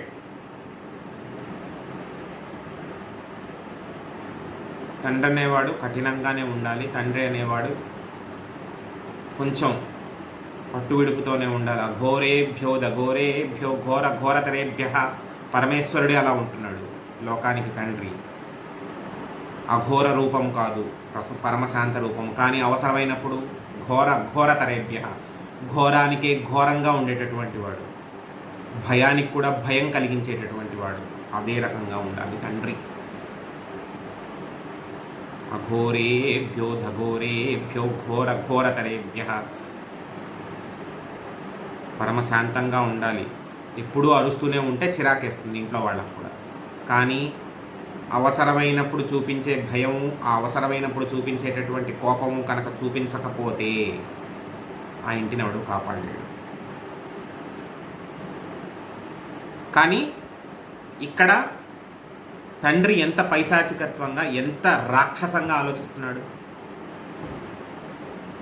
ఎంత రాక్షసంగా ఆలోచిస్తున్నాడు. అంగమున పుత్రాకారతన్ వ్యాధి జన్మించే, నాకు చేతికి పుట్టిన కురుపులా పుట్టాడు వీడు. అంత హీనంగా మాట్లాడుతున్నాడు. చేతికి ఒక సెగ్గడ్డో లేకపోతే ఒక కురుపో వేస్తే మనం ఏమిటిది ఏమిటిది ఏమిటిది అనుకుంటూ ఉంటామా? మొహం మీద ఒక మొటి వేసి ఓ పింపుల్ వస్తేనే అబ్బో దానికి పడేటటువంటి బాధ మామూలుగా ఉండదు. గంధం అరగ తీసేసి పాలల్లో పోసి ఇంకోటి చేసి తేనె రాసి అది చేసి ఇది చేసి దాన్ని అయితే అది పెద్దగా అవ్వాలి, అది కాస్త ముదిరి ఇంకాస్త ఇది అవ్వాలి, లేదా మన బాధ తట్టుకోలేక అది తగ్గిపోవాలి. అటువంటిది అంగమున పుత్రాకారతన్ వ్యాధి జన్మించే, నా చేతికి పుట్టినటువంటి కురుపు నా ఒంట్లో పుట్టినటువంటి వ్యాధిలా పుట్టాడు వీడు కొడుకు రూపంలో. అనచ్చా మాట, అనచ్చా కొడుకుని పట్టుకుని కర్మ కొద్దీ పుట్టావని చెప్పి ఆ కొడుకు ఇంకేమైపోతాడు? ఎక్కువస్తాడా ఎప్పటికైనా? మా కర్మ కొద్దీ పుట్టావనే మాట అంటే ఎప్పటికైనా సరే ఎక్కువస్తాడు ఆ కొడుకు. నువ్వే ఆ మాట అంటే ఆ కొడుకు భవిష్యత్తు ఏమైపోతుంది? ఇప్పుడు నిందించకూడదు కొడుకుని. అయితే నువ్వు నాశనం అయిపోతావు, లేదా నీ వాక్కు ఫలిస్తే వాడు నాశనం అయిపోతే కడుపు కొట్టుకుని ఏడ్చేవాడివి నువ్వే, అయ్యో బిడ్డ అని చెప్పి. నువ్వు ఎన్నైనా తిట్టు, ఎన్నైనా తిట్టు, పిల్లల్ని ఎన్ని రకాలుగా తిట్టు, కానీ నా కర్మ కొద్దీ పుట్టావు, ఎందుకు పుట్టావురా? ఇటువంటి మాటలు మాత్రం తల్లిదండ్రులు వాడకండి. మన కర్మ కొద్దీ మన వాక్కు ఫలిస్తే మాత్రం కడుపు కొట్టుకుని ఏడవాల్సింది మనమే. ఆనాటి రోజున ఏడిచినా కూడా ఏమీ మార్పు ఉండదు. జరిగిపోయిన దాన్ని ఎవ్వరూ వెనక్కి తిప్పలేరు. ఆ మాట మాత్రం అనకండి. పెద్దవాళ్ళు అవుతున్నారు కాబట్టి పిల్లలకు కూడా చెప్తున్నాను, నేర్చుకోండి. పిల్లల పట్ల ఆ మాట ఏనాడు వాడకండి. రేపు పొద్దున్న మీకు పిల్లలు వచ్చినా సరే ఆ మాట మాత్రం వాడకండి.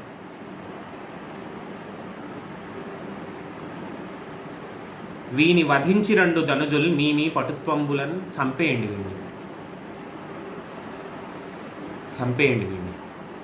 అని చెప్తున్నాడు. అంటే ఎక్స్ట్రీమ్స్, కోపంలో కూడా ఎక్స్ట్రీమ్స్, మూర్ఖత్వంలో ఎక్స్ట్రీమ్స్. మానలేదు, మారకపోతే ఏమైంది? చంపేయాలి. కొడుకుని చంపేస్తారా? అతను ఏమైనా అకృత్యం చేస్తున్నాడా? లేదు. నువ్వు తప్పు చేస్తున్నా, అతను మంచి దారిలో ఉన్నాడుగా.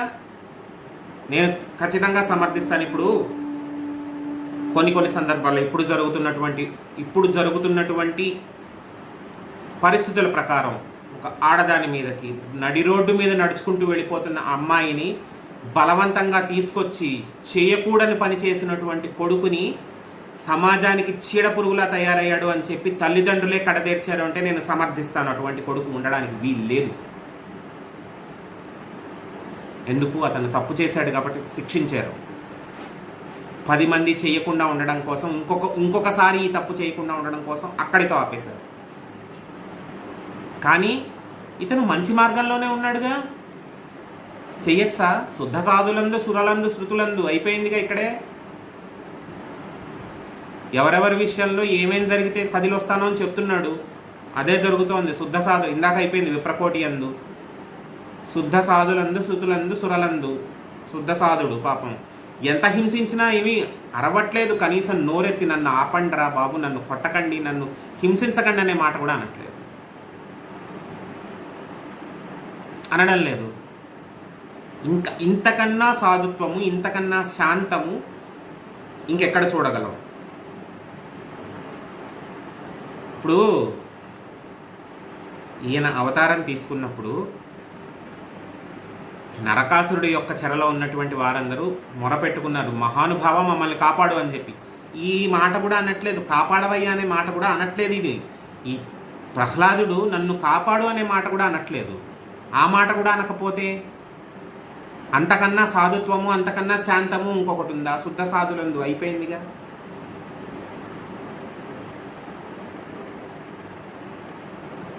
అంత పైశాచికంగా, అంత క్రూరంగా, అంత విద్వేషంగా ప్రవర్తిస్తున్నాడు. ఇంత ప్రవర్తించినా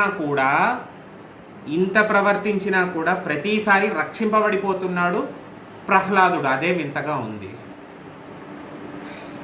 ఎవరు రక్షిస్తున్నారు? ఘోర దవాగ్నులను ద్రొబ్బించితి, శస్త్రరాజి పొడిపించితి చెప్పుకున్నాడుగా. ముంచితి వార్ధులను గదల వృత్తించితి, శైల తటాకంబుల ద్రొబ్బించితి, శస్త్రరాజి పొడిపించితి, మీద నిభేంద్రపంత్రి రొప్పించితి, ధిక్కరించితి శపించితి, ఘోర దవాగ్నులను ద్రోయించితి, పెక్కుపాట నడయించితి, చావడిదేమి చిత్రము. చంపేమని చెప్పాడు కానీ చావట్లేదు. ఇన్ని రకాలుగా హింసించిన, ఇంత కొండల మీద నుంచి దొర్లించేసిన, గదలతో మ్రొత్తడం అంటే ఎలా ఉంటుంది?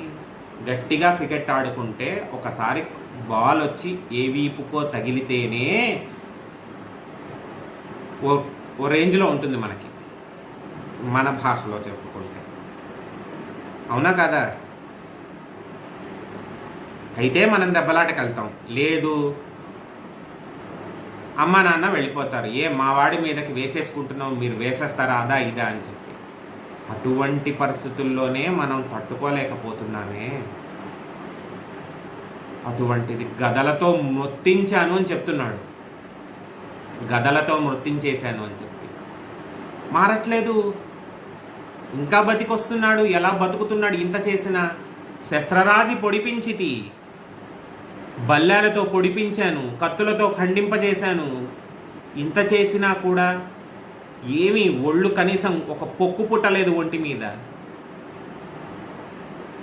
నిభేంద్ర పంక్తి రొప్పించితి, ఏనుగులతో నడిపించాను, ఒంటి మీద ఏనుగులతో తొక్కించాను, అయినా కూడా ఏమీ అవ్వలేదు. 5 ఏళ్ల పిల్లాడి మీద గట్టిగా రైటింగ్ ప్యాడ్ పడితేనే వాడు విలవెల్లాడిపోతాడు. 5 ఏళ్ల పిల్లాడంటే ఎంత ఉంటాడు? యూకేజీ అంతే కదా, ఇప్పటి దాని ప్రకారం యూకేజీ. వాడు చదువుకునేటటువంటి స్కూల్లో వాడు మోసుకునేటటువంటి స్కూల్ బ్యాగే గట్టిగా వాడి మొయ్యగలిగినా సరే అనుకోకుండా ఆ స్కూల్ బ్యాగ్ తగిలితేనే అబ్బో ఇంకేముంది అన్నట్టుగా ఉంటుంది వాళ్ళ రేపు పిల్లలతో. అటువంటిది ఏనుగులతో తొక్కించేట. వాడేం మనిషి, వాడేం తండ్రి? ఏనుగులతో తొక్కించాను అయినా కూడా చావడి. ఇంత చేసిన ఘోర దవాగ్నులను ద్రొబ్బించితి, పెక్కుపాట్లను అడయించితి, పాములతో కరిపించాను, అగ్నిలోకి తోయించేశాను.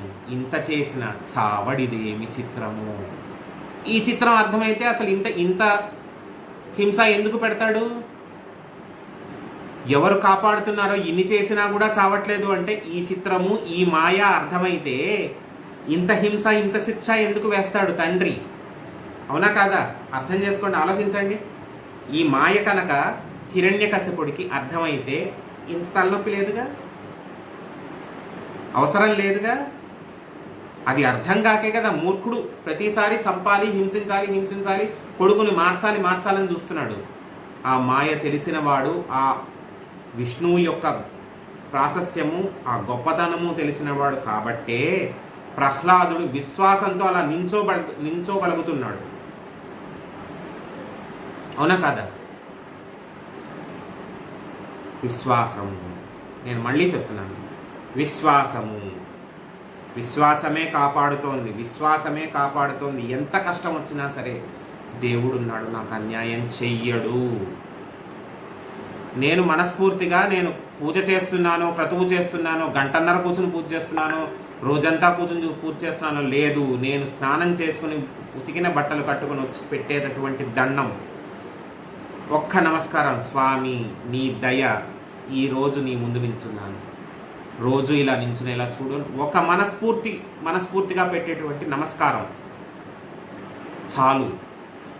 ఆ విశ్వాసము, నా స్వామి, నా ధర్మం, స్వామి అని కూడా నేను అనను, ధర్మము, ఎందుకంటే ధర్మంలో భాగమే స్వామి. దేవుడు గొప్పవాడా, ధర్మం గొప్పదా అంటే ధర్మమే గొప్పది. ఖచ్చితంగా ధర్మమే గొప్పది. ధర్మంలో భాగమే దేవుడు, ధర్మంలో భాగమే క్రతువు, ధర్మంలో భాగమే క్రియ, ధర్మంలో భాగమే అన్నీ. ధర్మమే గొప్పది, సనాతన ధర్మమే ఎప్పటికీ గొప్పది.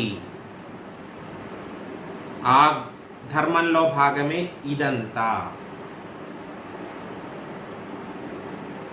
ఎందుకు ఈయనని పక్కన కూర్చోబెట్టుకుని చెప్తున్నానో తెలుసా? అర్థమవుతుంది మీకని చెప్పి. ఆయనే పలికిస్తున్నాడు, ధర్మమే గొప్పది, ధర్మంలో భాగమే దేవుడు, ధర్మంలో భాగమే దైవారాధన, ధర్మంలో భాగమే క్రతువు, ధర్మంలో భాగమే కర్మ. కాబట్టి ఆ ధర్మాన్ని నమ్ముకున్నాడు ప్రహ్లాదుడు, కాబట్టి ప్రతిసారి కాపాడబడుతున్నాడు. He's been saved at all the times. Though he is been pressured, though he is been punished, though he is been troubled in multiple types, multiple versions, multiple trials, ఇన్ని చేస్తున్నా కూడా, వివిధ రకాలుగా హింసిస్తున్నా కూడా ఇంకా కాపాడగలుగుతున్నాడు అంటే ఏంటి? అతను నమ్ముకున్నటువంటి ధర్మం మీద తనకు ఉన్నటువంటి విశ్వాసము. ఆ విశ్వాసమే కాపాడుతుంది. ఎలా కాపాడుతుందో వచ్చే భాగంలో చూద్దాం. ఇంకొకసారి లాగౌట్ అయ్యి అందరూ లాగిన్ అవ్వండి.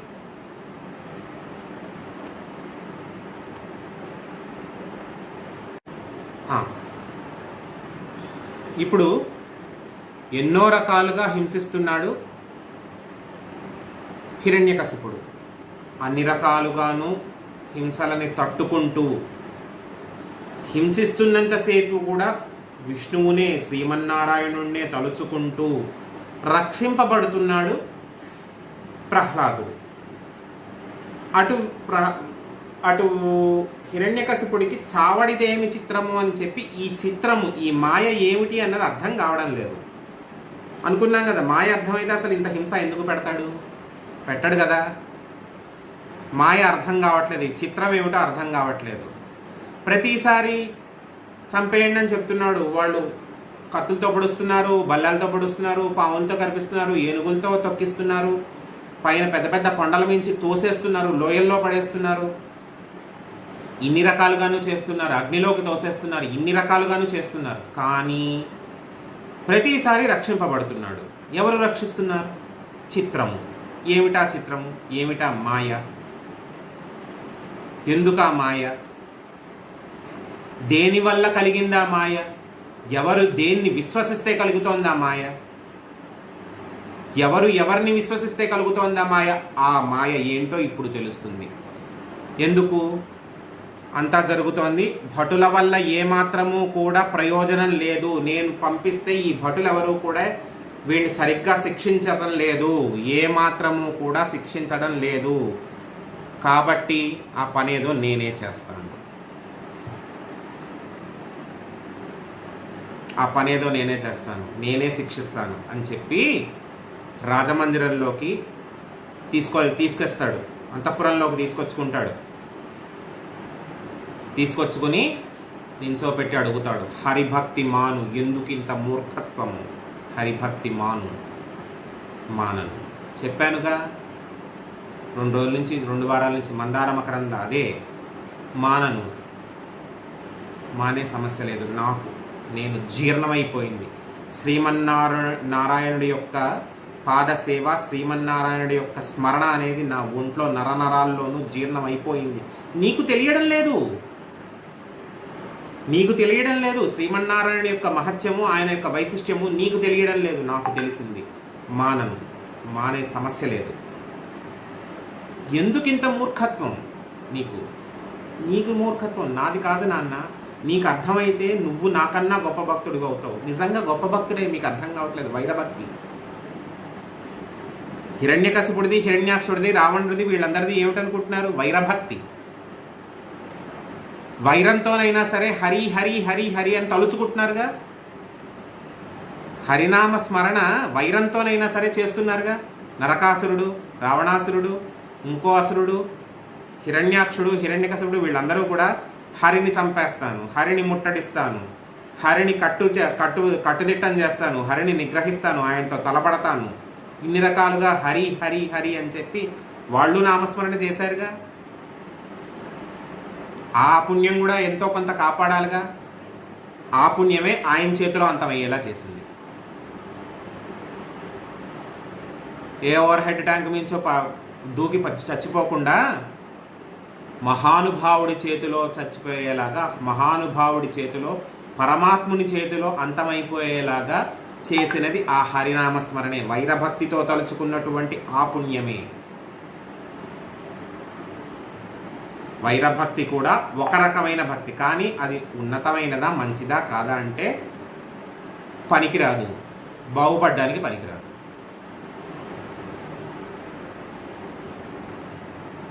నిన్ను ఉద్ధరించదు. నీ అంత్యకాలంలో ఏదో చచ్చిపోయే ముందు ఏదో కాస్త కూస్త కాపాడుతుంది, కానీ జీవితం అంతా నువ్వు ఒక మూర్ఖత్వంలో బతుకుతావు వైరభక్తి ఉంటే. ఇంత చేస్తే నువ్వు ఎందుకు నువ్వు ఎందుకు ఇది చేస్తున్నావు? నువ్వు ఎందుకు అంత స్మరిస్తున్నావు? అసలు ఏంటిదంతా అంటే హరి లేని చోటెక్కడుంది? నువ్వు ఏంట్రా అసలు ఈ మాయంతా ఏంటి? ఎవరు కాపాడుతున్నారు నిన్ను? ప్రతిసారి నేను నిన్ను హింసిస్తున్నాను, ప్రతిసారి చంపేయమని పంపిస్తున్నాను, కానీ నువ్వు చావకుండా వెనక్కి వస్తున్నావు. ఏమిటి మాయ?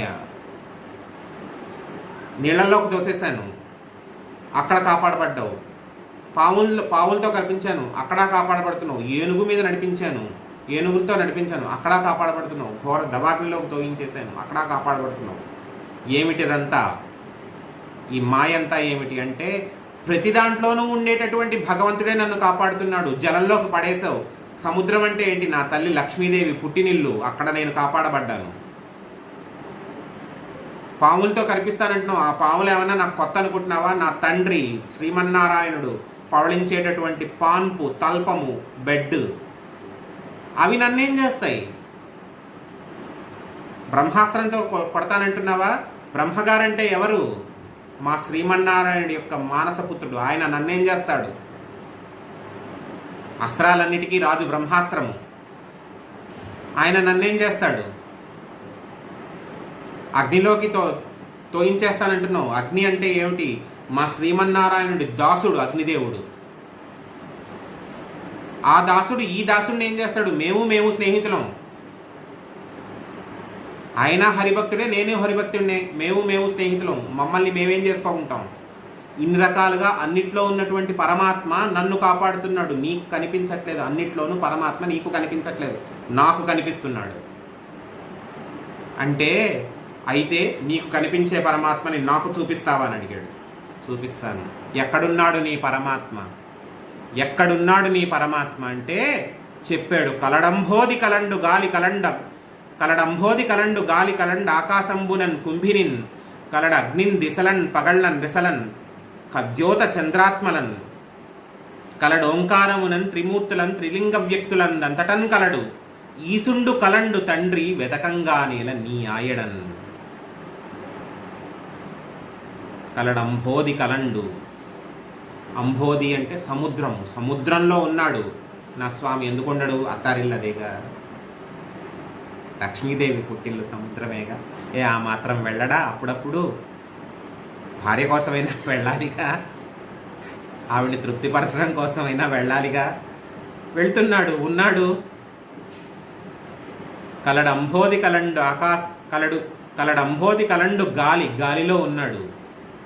వాయువు అనేటటువంటి వాయుదేవుడు అనేటటువంటి వాడు ఏమన్నా భిన్నత్వంతో ఉన్నాడా? లేదు. వాయుదేవుడు అనేటటువంటి పేరుతో నా పరమాత్మ, నా శ్రీమన్నారాయణుడే వాయుదేవుడు అనేటటువంటి పేరుతో ఉన్నాడు. కలడంబోది కలండు వాయువు కలడ ఆకాశంబున. ఆకాశము శూన్యమని మీరు అనుకుంటున్నాడు. ఆకాశమంతా కూడా ఆయనే ఉన్నాడు. కలడ ఆకాశంబునన్ కుంభినిన్.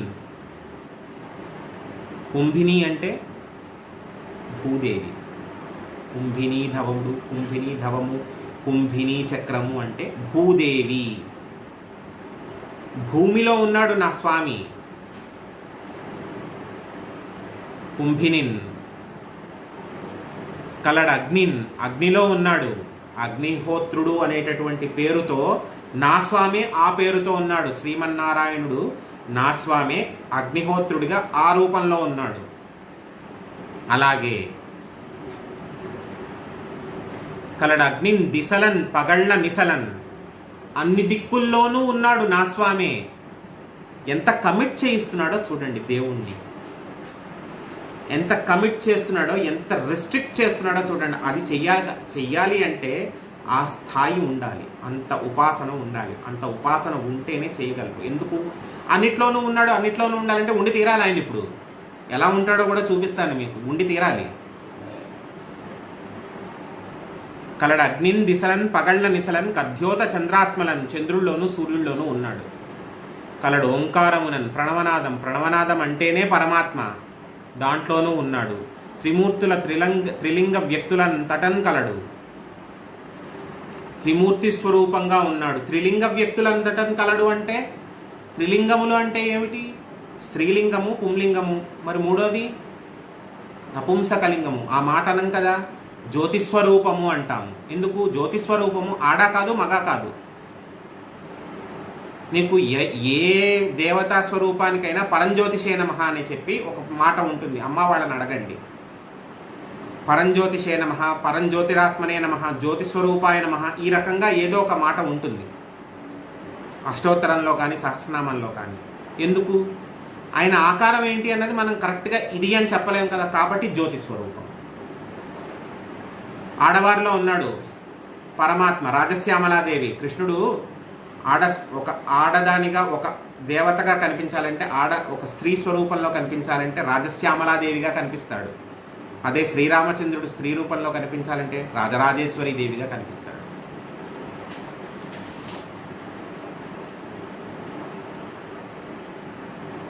రామౌ దృష్టేతి రాజరాజేశ్వరి కృష్ణోతు రాజశ్యామల అని చెప్పి ఒక మాట ఉంది. రాముణ్ణి చూస్తే రాజరాజేశ్వరి దేవిని శ్రీమాతని చూస్తున్నట్టుగా ఉంటుంది, కృష్ణుణ్ణి చూస్తే రాజశ్యామలాదేవిని చూస్తున్నట్టుగా ఉంటుంది, రాజసం ఉట్టిపడుతుంది. అది కానీ ఆడ కాకుండా మగ కాకుండా ఇంకొక స్వరూపంలో చూడాలంటే నీ ఇంట్లో వెలిగే దీపంలో ఉన్నాడు స్వామి, పరంజ్యోతి స్వరూపంగా వెలుగుతున్నాడు. త్రిమూర్తుల త్రిలింగ వ్యక్తులందంటటం కలడు, ఈశుండు కలండు ప్రతి చోట భగవంతుడు అనేవాడు ఉన్నాడు. నమ్మకపోతే అది నీ కర్మ అని చెప్పి వెతకంగా నేల నీయాడని. అంతెందుకు, నీలో ఉన్నాడు నాలో ఉన్నాడు, అక్కడ ఇక్కడ వెతకక్కర్లేదు నాయన, నీలో ఉన్నాడు నాలో ఉన్నాడు. ఇందుగలడందులేడని సందేహము వలదు చక్రి సర్వోపగతుండెందెందు వెతకి చూచిన అందందే కలడు దానవాగ్రని వింటే. అందులో ఉన్నాడు ఇందులో ఉన్నాడు అని చెప్పేటటువంటి సందేహం అక్కర్లేదు. ఇందుగలడు అందులేడని సందేహము వలదు చక్రి సర్వోపగతండు. సర్వవ్యాపకత్వం ఉన్నటువంటి వాడు చక్రి అంటే విష్ణుమూర్తి, అంతటా వ్యాపించి ఉన్నటువంటి వాడు విష్ణుమూర్తి. చక్రి సర్వోపగతుండు ఎందెందు వెతకి చూసిన అందండే కలడు. ఎక్కడ వెతికితే అక్కడ కనిపిస్తాడు. వెతకంగానే నీయాడనిపించాడా? వెతకక్కర్లేదు, ఎక్కడ వెతికితే అక్కడే కనిపిస్తాడు అని చెప్పి ఇక్కడ ఈ మాట అనేసరికి విష్ణుమూర్తి కాస్త తడబడ్డాడు, ఒక్కసారిగా ఉలిక్కి పడ్డాడు. ఓరి నాయనో, నా గురించి ఇంత ప్రమాణం, ఇంత విశ్వాసంతో ఇంత పెద్ద మాట వేశాడు, ఇప్పుడు నేను రక్షించడానికి ఏ రకంగా వెళ్ళాలి? అయితే చూపించు అన్నాడు. ఎక్కడి నుంచి అయినా సరే, ఎక్కడ నుంచి ఇలా చెయ్యి పెట్టి చూపించడం మొదలు పెడితే ఎక్కడి నుంచి ఆపుతాడో, దేంట్లో చూపించమంటాడో తెలియదు. ఎందుకంటే ఇందుకలడు అందులేడు, కలడు అంతటను కలడు అని చెప్పాడు కదా. అంతట్లోంచి ఉన్నప్పుడు ఎక్కడ చూపిస్తే అక్కడి నుంచి రావాలి కదా. అదే ఎక్కడి నుంచి చూపిస్తే అక్కడి నుంచి రావాలని చెప్పి కొంచెం మన భాషలో టెన్షన్ పడ్డాడు విష్ణుమూర్తి కూడా. నిజంగా చెప్తున్నాను, టెన్షన్ పడ్డాడు. మరి బాబా వీడు ఎక్కడ ఆపుతాడో తెలియదు, ఎక్కడి నుంచి రావాలో తెలియదు. కాబట్టి ఏం చేశాడు విష్ణుమూర్తి? హరి సర్వాకృతులను కలండనుచు ప్రహ్లాదుండు భాషింప సత్వరుడై ఎందున్ లేడని సుతున్ దైత్యుండు తర్జింప శ్రీ నరసింహాకృతి నుండి అచ్యుతుడు నానాజంగమ స్థావరోత్తర గర్భంబులన్ అన్ని దేశములను ఉద్దండ ప్రభావంబులన్. హరి సర్వాకృతులను గలండు, ప్రతి చోట అన్ని ఆకారాల్లోనూ విష్ణువు ఉన్నాడు అని చెప్పి ప్రహ్లాదుడు పలుకుతుంటే లేడని తర్కింప, ఎక్కడా లేడు అని చెప్పి తండ్రి అయినటువంటి హిరణ్యకశిపుడు వాదిస్తున్నాడు. కాదు, అన్ని చోట్ల ఉన్నాడు, అన్ని రకాలుగాను ఉన్నాడు అనేటటువంటి వాదనతో ప్రహ్లాదుడు ఉన్నాడు. ఈ వాదం ఇలా జరుగుతూ ఉంటే ప్రహ్లాదుడి మాట నిజం చెయ్యాలి అనేటటువంటి ఆ కరుణతో, ఆ జాలితో, ఆ దయతో, నేను ఈ మాట ఎందుకన్నానో తర్వాత చెప్తాను.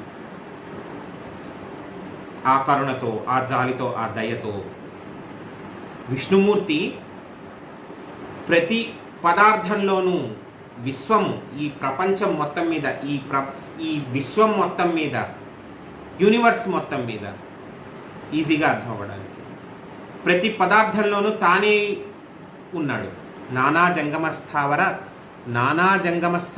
జంగమ స్థావరోత్కర గర్భంబులను అన్ని దేశంబులను ఉద్దండ ప్రభావంబులను, ప్రతి పదార్థము తానే భాషిస్తున్నాడు. అక్కడికి హిరణ్యకశిపుడిలో కూడా ఉన్నాడు. ఎక్కడి నుంచి నాలోంచి తీసుకురానంటే రావాలా వద్దా? అన్నిటికీ సిద్ధపడి ఉండాలా వద్దా? శ్రీ నరసింహాకృతి నుండే. ఎందుకు శ్రీ నరసింహాకృతి నుండే చెప్పాడు? నరుడు కాదు, మృగము కాదు. హిరణ్యకశిపుడు అడిగిన వరమే కదా, నరుడు కాదు, మృగము కాదు. అటు నరుడు అవ్వకూడదు, మృగం అవ్వకూడదు. అటువంటి విచిత్రమైనటువంటి ఆకారంలో ఉండాలి.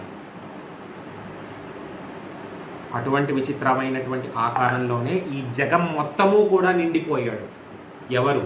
విష్ణుమూర్తి. నరసింహావతారం దాల్చి నరసింహాకృతితో ఉండి ప్రతి దాంట్లోనూ, ఒక చెట్టులో, ఒక పుట్టలో, ఒక ఆసనం, ఒక కుర్చీలో, ఒక గదలో, ఒక బాణంలో, ఆఖరికి ఒక మనిషిలో, అన్నిట్లోనూ తనే అయిపోయి అలా నిండిపోయి ఉన్నాడు. ఎక్కడి నుంచి చూపిస్తే అక్కడి నుంచి అలా బయటికి వచ్చేయాలి. అంత విశ్వాసంతో పలికాడు ప్రహ్లాదుడు. కాబట్టే ఆ విశ్వాసాన్ని నిజం చెయ్యడానికి విష్ణుమూర్తి అంత దిగి వచ్చాడు. విశ్వసిస్తే పరమాత్మ అంత దిగి వస్తాడు. ఎందుకు? కరుణ, భక్తుణ్ణి కాపాడాలి. ఎవరు చెప్పారు? నరసింహమూర్తి అనేటటువంటి అవతారము పరమ రౌద్రావతారము అని మరి చెప్పారు. పరమ కారుణ్య అవతారం. నా భక్తుడు ఇబ్బంది పడిపోతున్నాడు, నేను వెళ్ళి కాపాడుకోవాలి. చిన్న పిల్లాడు, వాడిని ఇబ్బంది పెడితే ఎలాగా? నేను వెళ్ళి కాపాడుకోవాలి. కాబట్టి కరుణతో వచ్చాడు. కానీ రౌద్రంగా ఎందుకు ఉండాల్సి వచ్చింది? ఉంటేనే కానీ పని గడవదు. తెంపున బాలుడాడిన సుధీరత సర్వగతత్వంబునన్ ప్రతిష్ఠింప తలంచి ఇందు నరసింహ శరీరంబు దాల్చి చక్రి శిక్షింపగా వచ్చినాడు. హరిచే మృతియంచు దలంచునైనా సొంపున బెంపురొందరగా చూడు హరింతు శత్రువున్. సాహసంతో బాలుడు పలికినటువంటి మాట, చిన్న పిల్లాడు సాహసించి ఉన్నాడు దేవుడు అనే మాట నిజం చేయడానికి వచ్చాడు. ఆ మాట అతను అడిగినటువంటి విచిత్రమైన వరాలను కూడా సమర్థించుకోవడానికి ఆ ఆకారంలో వచ్చాడు. కాబట్టి హరి శత్రువు అనేటటువంటి మాటని కొట్టిపారేయడానికి, హరి ఎవరికీ శత్రువు కాడు, నువ్వు శత్రుత్వం పెట్టుకుంటేనే హరి నీకు శత్రువుడు అవుతాడు. కాబట్టి శత్రు సంహారం చేయడానికి వచ్చినటువంటి ఆకారం. నరమూర్తి కాదు, కేవల హరిమూర్తి కాదు, మానవాకారము కేసరి ఆకారమునున్నది. కేసరము అంటే సింహం, కేసరి అంటే సింహం. నరమూర్తి కాదు, కేవల హరిమూర్తి కాదు, మానవాకారము కేసరి ఆకారముననున్నది. హరి మాయారచిత అదార్థంబు చూడను. హరి మాయ అనేటటువంటి ఆ మాయ వల్ల ఆ ఆకారము నరమూర్తి కాదు, మానవమూర్తి కాదు, నరమూర్తి కాదు, కేవల హరిమూర్తి కాదు, మానవాకారము కేసరి ఆకారము ఉన్నది. మానవాకారము కేసరి ఆకారము, మనిషిలా కనిపిస్తున్నాడు చూడ్డానికి బాడీ, కానీ ముఖం సింహం ముఖంతో ఉంది. చేతులు, వేళ్ళు, కాళ్ళు, గోళ్ళు సింహానికి ఉండేటటువంటి పంజాలు అటువంటి విధంగా వాడైనటువంటి గోళ్ళు అవి ఉన్నాయి. మరి మనిషి అనగలమా? కాదు. స్తంభం కొట్టేసరికి భయంకరమైనటువంటి ఆకారంతో ఆ స్తంభాన్ని చీల్చుకుంటూ బయటపడ్డాడు. ఆ బయటపడినటువంటి మూర్తి ఎటువంటి రకంగా ఉంది? భయంకరంగా ఉంది. నరమూర్తి కాదు, కేవల హరిమూర్తి కాదు, మానవాకారము కేసరి ఆకారమునున్నది. హరి మాయారచితమగు యథార్థంబు చూడను. హరిమాయ కప్పబడిపోయి ఈ ఆకారంతో బయటపడ్డాడు. ఇంత ఇదిగా చెప్పాడు. కానీ మన అన్నమాచార్యుల వారు మాత్రం చాలా సౌమ్యంగా చెప్పాడు. చక్కటి కీర్తనలో నెరుల జడలతోడ, నిట్టూరుపులతోడ, మిడిగుడ్లతోడ, సెలవి నవ్వులతోడ. చిరునవ్వులు చిందిస్తున్నాడు. మిడిగుడ్లు, పెద్ద పెద్ద జులపాలు అవన్నీ వేసుకుని చాలా ఒక రకమైనటువంటి గాంభీర్యంతో ఉన్నాడు అని అన్నమాచార్యుల వారు తన హృదయంతో చూసి చెప్పినటువంటి మాట. ఇలా ఉండి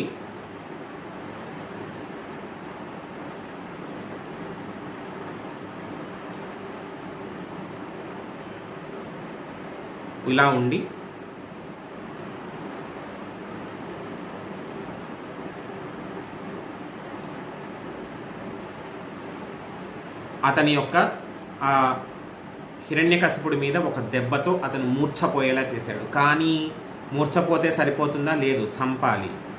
ఎటువంటి రకంగా చంపాలి? అతను పెట్టినటువంటి షరతులు, వరము అనేటటువంటి పేరుతో పెట్టినటువంటి షరతులు. పగలు కాదు, రాత్రి కాదు, సాయం సంధ్యా సమయం, అసుర సంధ్య వేళ, ఇంట కాదు, బయట కాదు, గడప మీద, మనిషి కాదు, మృగం కాదు, నరసింహమూర్తి వచ్చాడుగా. ఆయుధాలేవి వాడకూడదు, గోళ్ళు చచ్చినవి కాదు, బతికినవి కాదు. గోళ్ళకి జీవత్వం ఉండదు. ఎందుకంటే గోళ్ళు కొరుకుతాం, అందరం కొరుకుతాం, నేను కొరుకుతాను, గోళ్ళు కొరుకుతాం.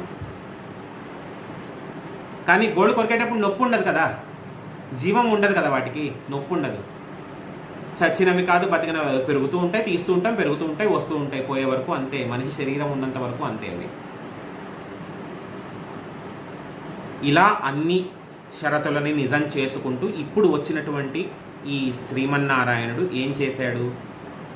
చించున్ హృత్కమలంబు శోణితంబు వర్షించున్ ధరామండ్యలిన్ త్రెంచున్ కర్కస నాడి కావళుల భేదించున్ మహావక్షమున్ త్రుంచున్ మాంసము సూక్ష్మఖండములుగా దుష్టాసురున్ వ్రచ్చి దర్పించుచున్ ప్రేవుల్ కంఠమాలికల్ గొప్పించుతున్ నకోద్భాసి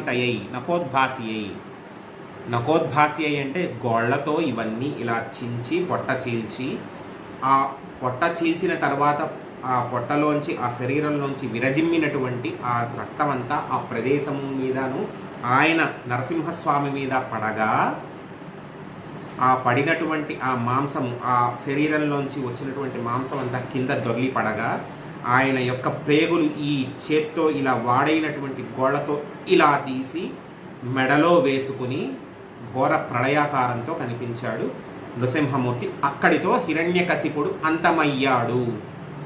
ప్రహ్లాదుడికి విముక్తి, హింసల నుంచి అంతమయ్యాడు. కానీ శాంతించలేదు. హిరణ్యకశిపుడు మొదటి జన్మ ఎవరు? ఈ జయ విజయులు ఇద్దరు కూడా క్రోధించి విష్ణుమూర్తితో శత్రుత్వం వహించి 3 జన్మలెత్తాలి. మొదటి జన్మ అయిపోయింది. హిరణ్యకశిపులు జన్మ అయిపోయింది. కానీ ప్రహ్లాదుడి కోసం ఆ భీకరాకారం దాల్చినటువంటి నరసింహమూర్తి శాంతించాలి. ఇప్పుడు శాంతించాలంటే ఏం జరగాలి? శాంతపరచాలి. ఎవరైనా నీ అంతటా నువ్వు శాంతపడేంత ఇదేమీ ఉండదు కదా ఎవరికైనా సరే. అందులో ఆకారానికి అసలు ఉండదు. నరసింహమూర్తికి వచ్చినదే అంత ఉగ్రస్వరూపంలో ఉండదు. అక్కడ శాంతింపజేయడానికి దేవతలందరూ కూడా ప్రయత్నిస్తున్నారు. ముందుగా ఎవరు ప్రయత్నించారు? ఆయనంతటా ఆయనే ప్రయత్నించాలి. ఎందుకు? ప్రతి వారము మనం చెప్పుకునే మాటే శివాయ విష్ణురూపాయ శివరూపాయ విష్ణవే శివశ్చ హృదయం విష్ణోహ విష్ణోశ్చ హృదయం శివ. ఆయనంతటా ఆయన శివుడు, ఆయనతో సమానమైనటువంటి ఆయన. కాబట్టి శివుడు ప్రయత్నించాడు. ఏమని? అమరవరేణ్య మీదట సహస్ర యుగాంతమున నాడి గాని కోపమునకు వేళ కాదు సురబాధకుడై తమస్వినీచరున్ సమురమున వధించితివి. చాలు ఆత్మజు వీడు, చాలు వాడాత్మజు వీడు, సద్విమలుండు నీకు భక్తుడు పవిత్రుడు కావున భక్తవత్సల. ఇటువంటి ఆకారము, ఇటువంటి ఉగ్రాకృతి ఎప్పుడు కావాలి అంటే ప్రళయకాలంలో కావాలి. నరసింహ విష్ణుమూర్తి ఓ నారాయణుడా, ప్రళయకాలంలో ఇంత కోపాన్ని వహించి ఉగ్రత్వంతో ఉండాలి. కానీ ఇది ప్రళయకాలం కాదు. కేవలము నీవు ఈ రాక్షసుడు పెడుతున్నటువంటి బాధని తప్పించడానికి, ఈ హింస నుంచి తప్పించడానికి, తండ్రి నుంచి హింసలు ఎదుర్కొంటున్నటువంటి ప్రహ్లాదుని కాపాడడానికి వచ్చావు. బాలుడు, చిన్న పిల్లవాడు, అతని మీద దయతో నువ్వు శాంతించు ముందు అని చెప్పాడు. కానీ శాంతించాడా? లేదు, శాంతించలేదు. శాంతించకపోగా అందరూ ప్రయత్నిస్తారు, ఎవరి ప్రయత్నము ఫలించడం లేదు. ఇంద్రుడు వచ్చాడు, బ్రహ్మగారు వచ్చారు, ఎవరు చెప్పినా వినట్లేదు. చెప్పాల్సిన వాళ్ళు చెప్పాలి, కానీ ఎవరు చెప్తే ఏమిటి? ఎవరు చెప్పాలి? నిత్యానపాయిని తల్లి లక్ష్మీదేవి చెప్పాలి. ఎందుకు? భార్య శాంతి స్థానం. భర్త ఎంత ఇబ్బందుల్లో ఉన్నా, ఎంత బాధల్లో ఉన్నా, భర్త నిజంగా తప్పు చేసినా సరే భార్య దగ్గరికి వెళ్ళి ఒక మాట, ఇదా అయిందే, ఏం చేద్దాము అనేటటువంటి మాట చెప్పుకుని ఆ భార్య దగ్గర తన బాధనంతటినీ వెళ్ళబోసుకుంటే కాస్త సమాధాన పడతాడు, కాస్త శాంతించగలుగుతాడు. అలాగే భార్య చెప్పేటటువంటి అనునయ వాక్యాలు కూడా అతన్ని శాంతింపచేస్తాయి. అదే జరిగింది లక్ష్మీదేవి విషయంలో కూడా. శ్రీమన్నారాయణుడు శ్రీ నరసింహావతార విషయంలో కూడా హరికిన్ పట్టపుదేవివి, హరిసేవా నిపుణమతివి, హరిగతి సదా హరిమతివి, నీవు సరి నరహరి రోషము డింపవమ్మ హరి వరమధ్య. ఆయన భార్యవి, హరికిన్ పట్టపుదేవివి, ఆయన భార్యవి, ఆయన మనసు తెలిసిన దానివి, ఆయన తత్వం తెలిసిన దానివి. నీవు ఈ ఉగ్రత్వాన్ని దించి కాపాడమ్మా, కొంచెం శాంతించేలా చూడు. పిల్లలందరూ ఎవరైనా సరే నాన్నగారు కోపంగా ఉంటే ముందు ఎవరిని అడుగుతారు? వెళ్ళి అమ్మ నాన్నగారికి కొంచెం నచ్చజెప్పమ్మా. చెప్తున్నామా లేదా? మన టాలెంట్ అంతా అక్కడేగా, అవునా కాదా? చెప్తున్నామా లేదా? అదే చేశారు. జగన్మాత దగ్గరికి వెళ్ళి పిల్లలందరూ గోడు వెళ్ళబోసుకున్నారు. ఏమని చెప్తాడు ఆయన? చెప్పాలి చెప్తుంది ఈవిడ. కానీ ఈవిడకు కూడా ఏంటి, కించిత్ అనుమానం ఉంది. ప్రళయార్కబింబంబు పగిలి నున్నది గాని నెమ్మోము పూర్ణేందు నిభము కాదు, శిఖా సంఘంబు చెలువును సూపెడు గాని చూక్కి ప్రసాద భాసురము కాదు, వీరరౌద్రోద్భూత నావేశ మెప్పెడు గాని భూరి కృపారస స్ఫూర్తి కాదు. భైర దంష్ట్రాంకుర ప్రభల గుప్పెడు గాని దరహాసితాంబుజాంతంబు కాదు. కఠిన కర నరసింహ విగ్రహము గాని కామినీ సులభ విగ్రహము కాదు. విన్నదియు కాదు తొల్లి ఈ విష్ణు వలన కన్నదియు కాదు భీషణాకారమనుచు. ఇంత భయంకరంగా ఉన్నాడు. ఎప్పుడూ కూడా చంద్రబింబంలాగా ధగధగలాడిపోతూ ఉంటాడు నా స్వామి. కానీ ప్రళయకాల రుద్రుడిలాగా ఉన్నాడు. ఏమిటిది? అంత భయంకరంగా ఉన్నాడు. అగ్నికీలలు ప్రజ్వలిస్తున్నాయా అనేంతటంత ప్రభంజనంగా ఉన్నాడు. చూసిన వెంటనే మనోహరంగా చాలా ఉల్లాసవంతంగా ఉండేటటువంటి నా స్వామి ముఖం ఏమిటి? అగ్ని నిప్పులు చెరుగుతున్నారా అనేటటువంటి జాతీయం ఉంది, అవునా కాదా? నిప్పులు చెరిగేటటువంటి మొహంతో ఉన్నాడు అనేటటువంటి జాతీయం ఉంది. అలా ఉన్నాడేమిటి? ఎప్పుడూ కృపతోనూ పరమ దయతోనూ ఉండేటటువంటి నా స్వామి వీర రౌద్రాకారంతో ఉన్నాడేంటి? దరహాసం ఎప్పుడు నవ్వుతూ ఉండేటటువంటి నా స్వామి మొహం ఇవాళ ఏమిటి ఇంత కోపంగా ఇంత రౌద్రంగానూ ఉంది? కఠినకర నారసింహ విగ్రహం కానీ ఇటువంటి విచిత్రమైనటువంటి నరసింహాకృతిలో ఉన్నాడు. కానీ చూడగానే రాముణ్ణి చూస్తే మగవారు కూడా మోహించేవారట. రాముడు అంటే వేరు, విష్ణు అంటే వేరో కాదు. చూడగానే మోహించేటటువంటి కామిని జనమోహనంగా లేదేమిటి? చూడగానే ఇష్టపడి మోహించాలి అనేటంత సౌందర్యవంతంగానూ అంత ఆకర్షణీయవంతంగానూ లేదేమిటి? విన్నదియు కాదు తొల్లినే విష్ణు వలన కన్నదియు కాదు భీషణాకారము. ముందెప్పుడు కూడా ఇటువంటి విచిత్రమైనటువంటి ఆకారం చూడలేదు. ఎందుకు? ఆదివరాహావతారంలో ఈవిడేమీ వచ్చి శాంతించలేదు. ఎందుకంటే ఆయనకు తెలుసు అవసరం లేదు, ఉండాల్సిన అవసరం లేదు, వెళ్ళిపోవచ్చు అని చెప్పి ఆయనకు తెలుసు. వెళ్ళిపోయాడు ఆయన. కానీ ఇక్కడ శాంతించి తీరాలి. కాబట్టి ఏమిటి ఇంత విచిత్రంగా ఉన్నాడేమిటి అని చెప్పి అనుకుంటుండగా తనలో తాను అనుకుంటోందట. పలికెదనని గమకముగొన పలికిన కడు గలువు విభుడు ప్రతివచనంబుల్ పలుకడని నిలుచు శశిముఖి పలువిడి హృదయము జనవు భయము దరువన్. ఇదే పద్యం లాంటిది ఇంకోటి విన్నాం, గుర్తుందా మీకు? గజేంద్ర మోక్షంలో అడిగేదనని కడువడి జనను అడిగిన తన మగడు నుడువడని కడయ్యడుగన్ వెడవెడ జిదిముడి తడబడ నడిగిడదు జడిమ నడుగిడు నడలన్. ఫ్రాంకిస్టర్ అక్కడ అదే, అడిగితే చెప్తాడో లేదో, అడగడానికి అసలు అవకాశం ఇస్తాడో లేదో, ఏమిటో అర్థం కాదు. ఆవిడ పడ్డ అవస్థ ఆ రోజున ఆయనకే ఓ విపన్న దూర అనగానే నువ్వు తప్ప వేరే మా దిక్కు లేదు, వచ్చి కాపాడవయ్యా అనగానే చేతిలో కొంగట్టుకుని పరిగెట్టాడు. ఈవిడ ఎంత అవస్థ పడింది? అదే అవస్థ ఇప్పుడు ఈవిడ పడుతోంది. పలికిత నేను ఇప్పుడు వెళ్ళి అడుగుతాను. ఇంత ఉగ్రత్వంలో నాకు అసలు ముందు సమాధానం ఇస్తాడా? నన్నేం చేస్తాడు ముందీన? ఇంత ఉగ్రత్వంలోనూ ఆయన నాకు అసలు ముందు సమాధానం ఇస్తాడా? ఏం చేస్తాడు ముందీన? అసలు చెప్తాడా సమాధానం? నేను అనగానే శాంతిస్తాడా? లేదు కదా. శాంతించగలుగుతాడా? లేదు కదా. శాంతించకపోతే పరిస్థితి ఏంటి అనేటటువంటి అనుమానంతో ఉంది లక్ష్మీదేవి కూడాను. కానీ తన ప్రయత్నం తాను చేసింది. కానీ అందరూ ప్రహ్లాదుని అన్నారు, నీ కోసం వచ్చినటువంటి ఆకారం నాన్న అది, నీ కోసం అలా కదిలొచ్చాడు, నువ్వే అడుగు అంటే అప్పుడు ప్రహ్లాదుడు ప్రార్థించాడు, స్వామి నా తండ్రి మూర్ఖుడు, తెలియక చేశాడు అపరాధం, అతని మీద దయతో క్షమించి మోక్షం ఇచ్చి నన్ను కాపాడు, నా కోసం శాంతించు అంటే అప్పుడు శాంతించాడు. అప్పుడు శాంత నరసింహుడు యోగ నరసింహుడు అయ్యాడు. అక్కడితో ప్రహ్లాదుడు రక్షింపబడ్డాడు. తరువాత పెరిగి పెద్దవాడై రాజ్యం చేసి అతని వారసులు కూడా రాజ్యంలోకి వచ్చాడు. బలచక్రవర్తి అతని యొక్క మనవడే. ఈరోజు ఈ ప్రహ్లాదోపాఖ్యానం ఇంత ఇదిగా చెప్పుకోవడానికి కారణం ఏంటంటే మీకు తెలియాలి, నరసింహ ఆకృతి అంటే అదో ఉగ్రాకృతి అనేటటువంటి ఒక భావన తొలగిపోవాలి. కరుణాకృతి, పరమ కారుణ్యావతారం. విశ్వాసము అనేది ఎందుకు కాపాడుతోంది? విశ్వాసము అనే మాట ఎందుకు కాపాడుతోంది? ప్రతిసారి నువ్వు నమ్మితేనే ఏదైనా జరుగుతుంది. ఆ నమ్మకం ఎందుకు వస్తుంది? ఆచరిస్తే వస్తుంది. ప్రహ్లాదుని మనం చూసి తెలుసుకోవాల్సిన విషయం ఏమిటో తెలుసా? ఆచరణ, విశ్వాసము, నమ్మకము వల్ల ఆచరణ, చేసే పనిలో నమ్మకం. Have faith. ఆ విశ్వాసం ఉంది కాబట్టే ప్రహ్లాదుడు అంత ఉంచుకోగలిగాడు. ఆ విశ్వాసం ఎలా జరుగుతుంది? చేసే పని వల్ల జరుగుతుంది, నమ్మితే జరుగుతుంది. నమ్మకం అంటే మనం ఏం చెయ్యాలి? కనీస కర్తవ్యాలు మనం చేసుకోవాలి.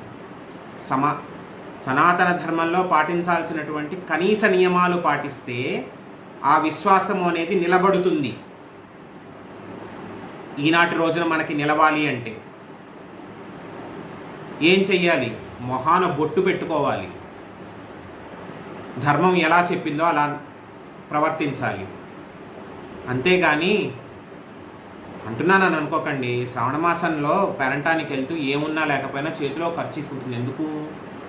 ఇంటికి వెళ్ళగానే పేరంటానికి వెళ్ళగానే వాళ్ళు కుంకుమ పెడతారు మొహాన, చక్కగా తాంబూలం ఇద్దామని. పెట్టగానే మనం ఏం చేస్తామంటే అయ్యో అని చెప్పి ఖర్చీఫ్తో సరి చేసేసుకుంటూ ఉంటాం.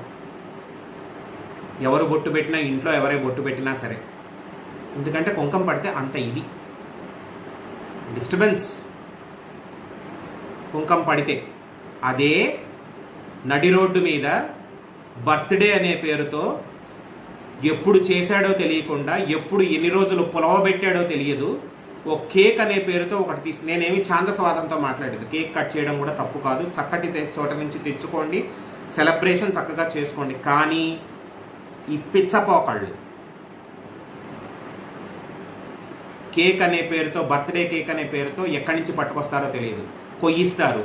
ఆ కేక్ కోసిన తర్వాత అది తీసి మొహాన రాస్తారు. రాస్తే అరగంట సేపు ఫోటోల కోసం అడ్డమైన ఫోజులు పెడుతూ మనం అరగంట భరిస్తాం ఆ కేక్ని మొహాన. బొట్టు భరించడానికి మాత్రం ఒళ్ళు జలధరించిపోయినట్టుగా, ఒంటి మీద ఏదో పాకుతున్నట్టుగా ఫీల్ అవుతాం. కుంకం పెట్టగానే తుడిచేసుకోవడం, కాటిక పెట్టగానే ఇన్నిసార్లు దిద్దుకుంటూ కూర్చోవడం. కేక్ భరించగలిగినప్పుడు బొట్టును ఎందుకు భరించలేము? బర్త్డే కేక్ను భరించగలిగినప్పుడు బొట్టును ఎందుకు భరించలేము? అదే విశ్వాసము. బొట్టు కాపాడుతుంది, కేక్ కాపాడదు. మీరు పుట్టినరోజు చేసుకోండి, చక్కగా అన్నీ సెలబ్రేట్ చేసుకోండి, కేక్ కోసుకోండి, దీపాలు ఆర్పకండి. దీపాలు ఆర్పే సాంప్రదాయం మనది కాదు, అదే విశ్వాసం. ప్రహ్లాదుడు పాటించింది అదే విశ్వాసం. ప్రహ్లాదుడుకున్నది విశ్వాసము. ఆ విశ్వాసమే కాపాడింది. అదే విశ్వాసం మనల్ని అందరినీ కాపాడుతుంది. ఎందుకు కాపాడుతుంది? విశ్వాసానికి తగ్గట్టుగా ధర్మం ఎలా చెప్పిందో కనీసంగా పాటించాలి.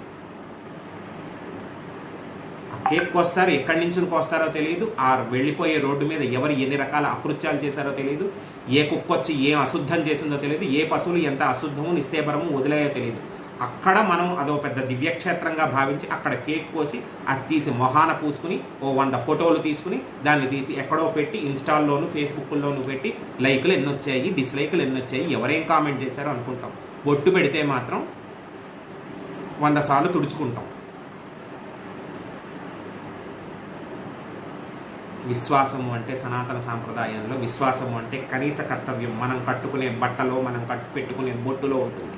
బట్టలు కూడా చక్కగా గౌరవప్రదంగా వేసుకోవాలి. మోడర్న్ అవుట్ఫిట్స్ వేసుకోవద్దు అని చెప్పడం లేదు, కానీ అవి కూడా నీ గౌరవానికి తగ్గట్టుగా ఉండాలి, నీ కుటుంబ గౌరవానికి తగ్గట్టుగా ఉండాలి, 10 మంది నిన్ను ఆక్షేపించడానికి లేకుండా ఉండాలి. ఆ విధంగా మలుచుకోవాలి. మనం ప్రహ్లాదోపాఖ్యానంలో తెలుసుకోవాల్సినటువంటి నీతి కూడా అదే. నేను ఎందుకు ఇంత ఇదిగా నరసింహాకృతి గురించి చెప్తున్నాను అంటే, నాకు ఒక విచిత్రమైనటువంటి అనుభవం ఉంది. మా పిల్లలకి ఎప్పుడు చూసినా సరే, ఎక్కడికైనా గుడికి వెళ్దాము అంటే వాళ్ళ గుర్తొచ్చేది నరసింహస్వామి. ఎవరైనా నరసింహస్వామిని చూసి ఎవరైనా సరే భయపడతారు. అమ్మో కొంచెం భయం వేస్తోంది, అటువంటి గుడికి వెళ్తామంటారు. కానీ నేను భక్త ప్రహ్లాద సినిమా వీళ్ళకి చూపించిన తర్వాత వాళ్ళకి ఏమర్థమైందో తెలియదు. మా అమ్మాయిలకి, మా చిన్నమ్మాయికి ముఖ్యంగా వాళ్ళకి ఏమర్థమైందో తెలియదు.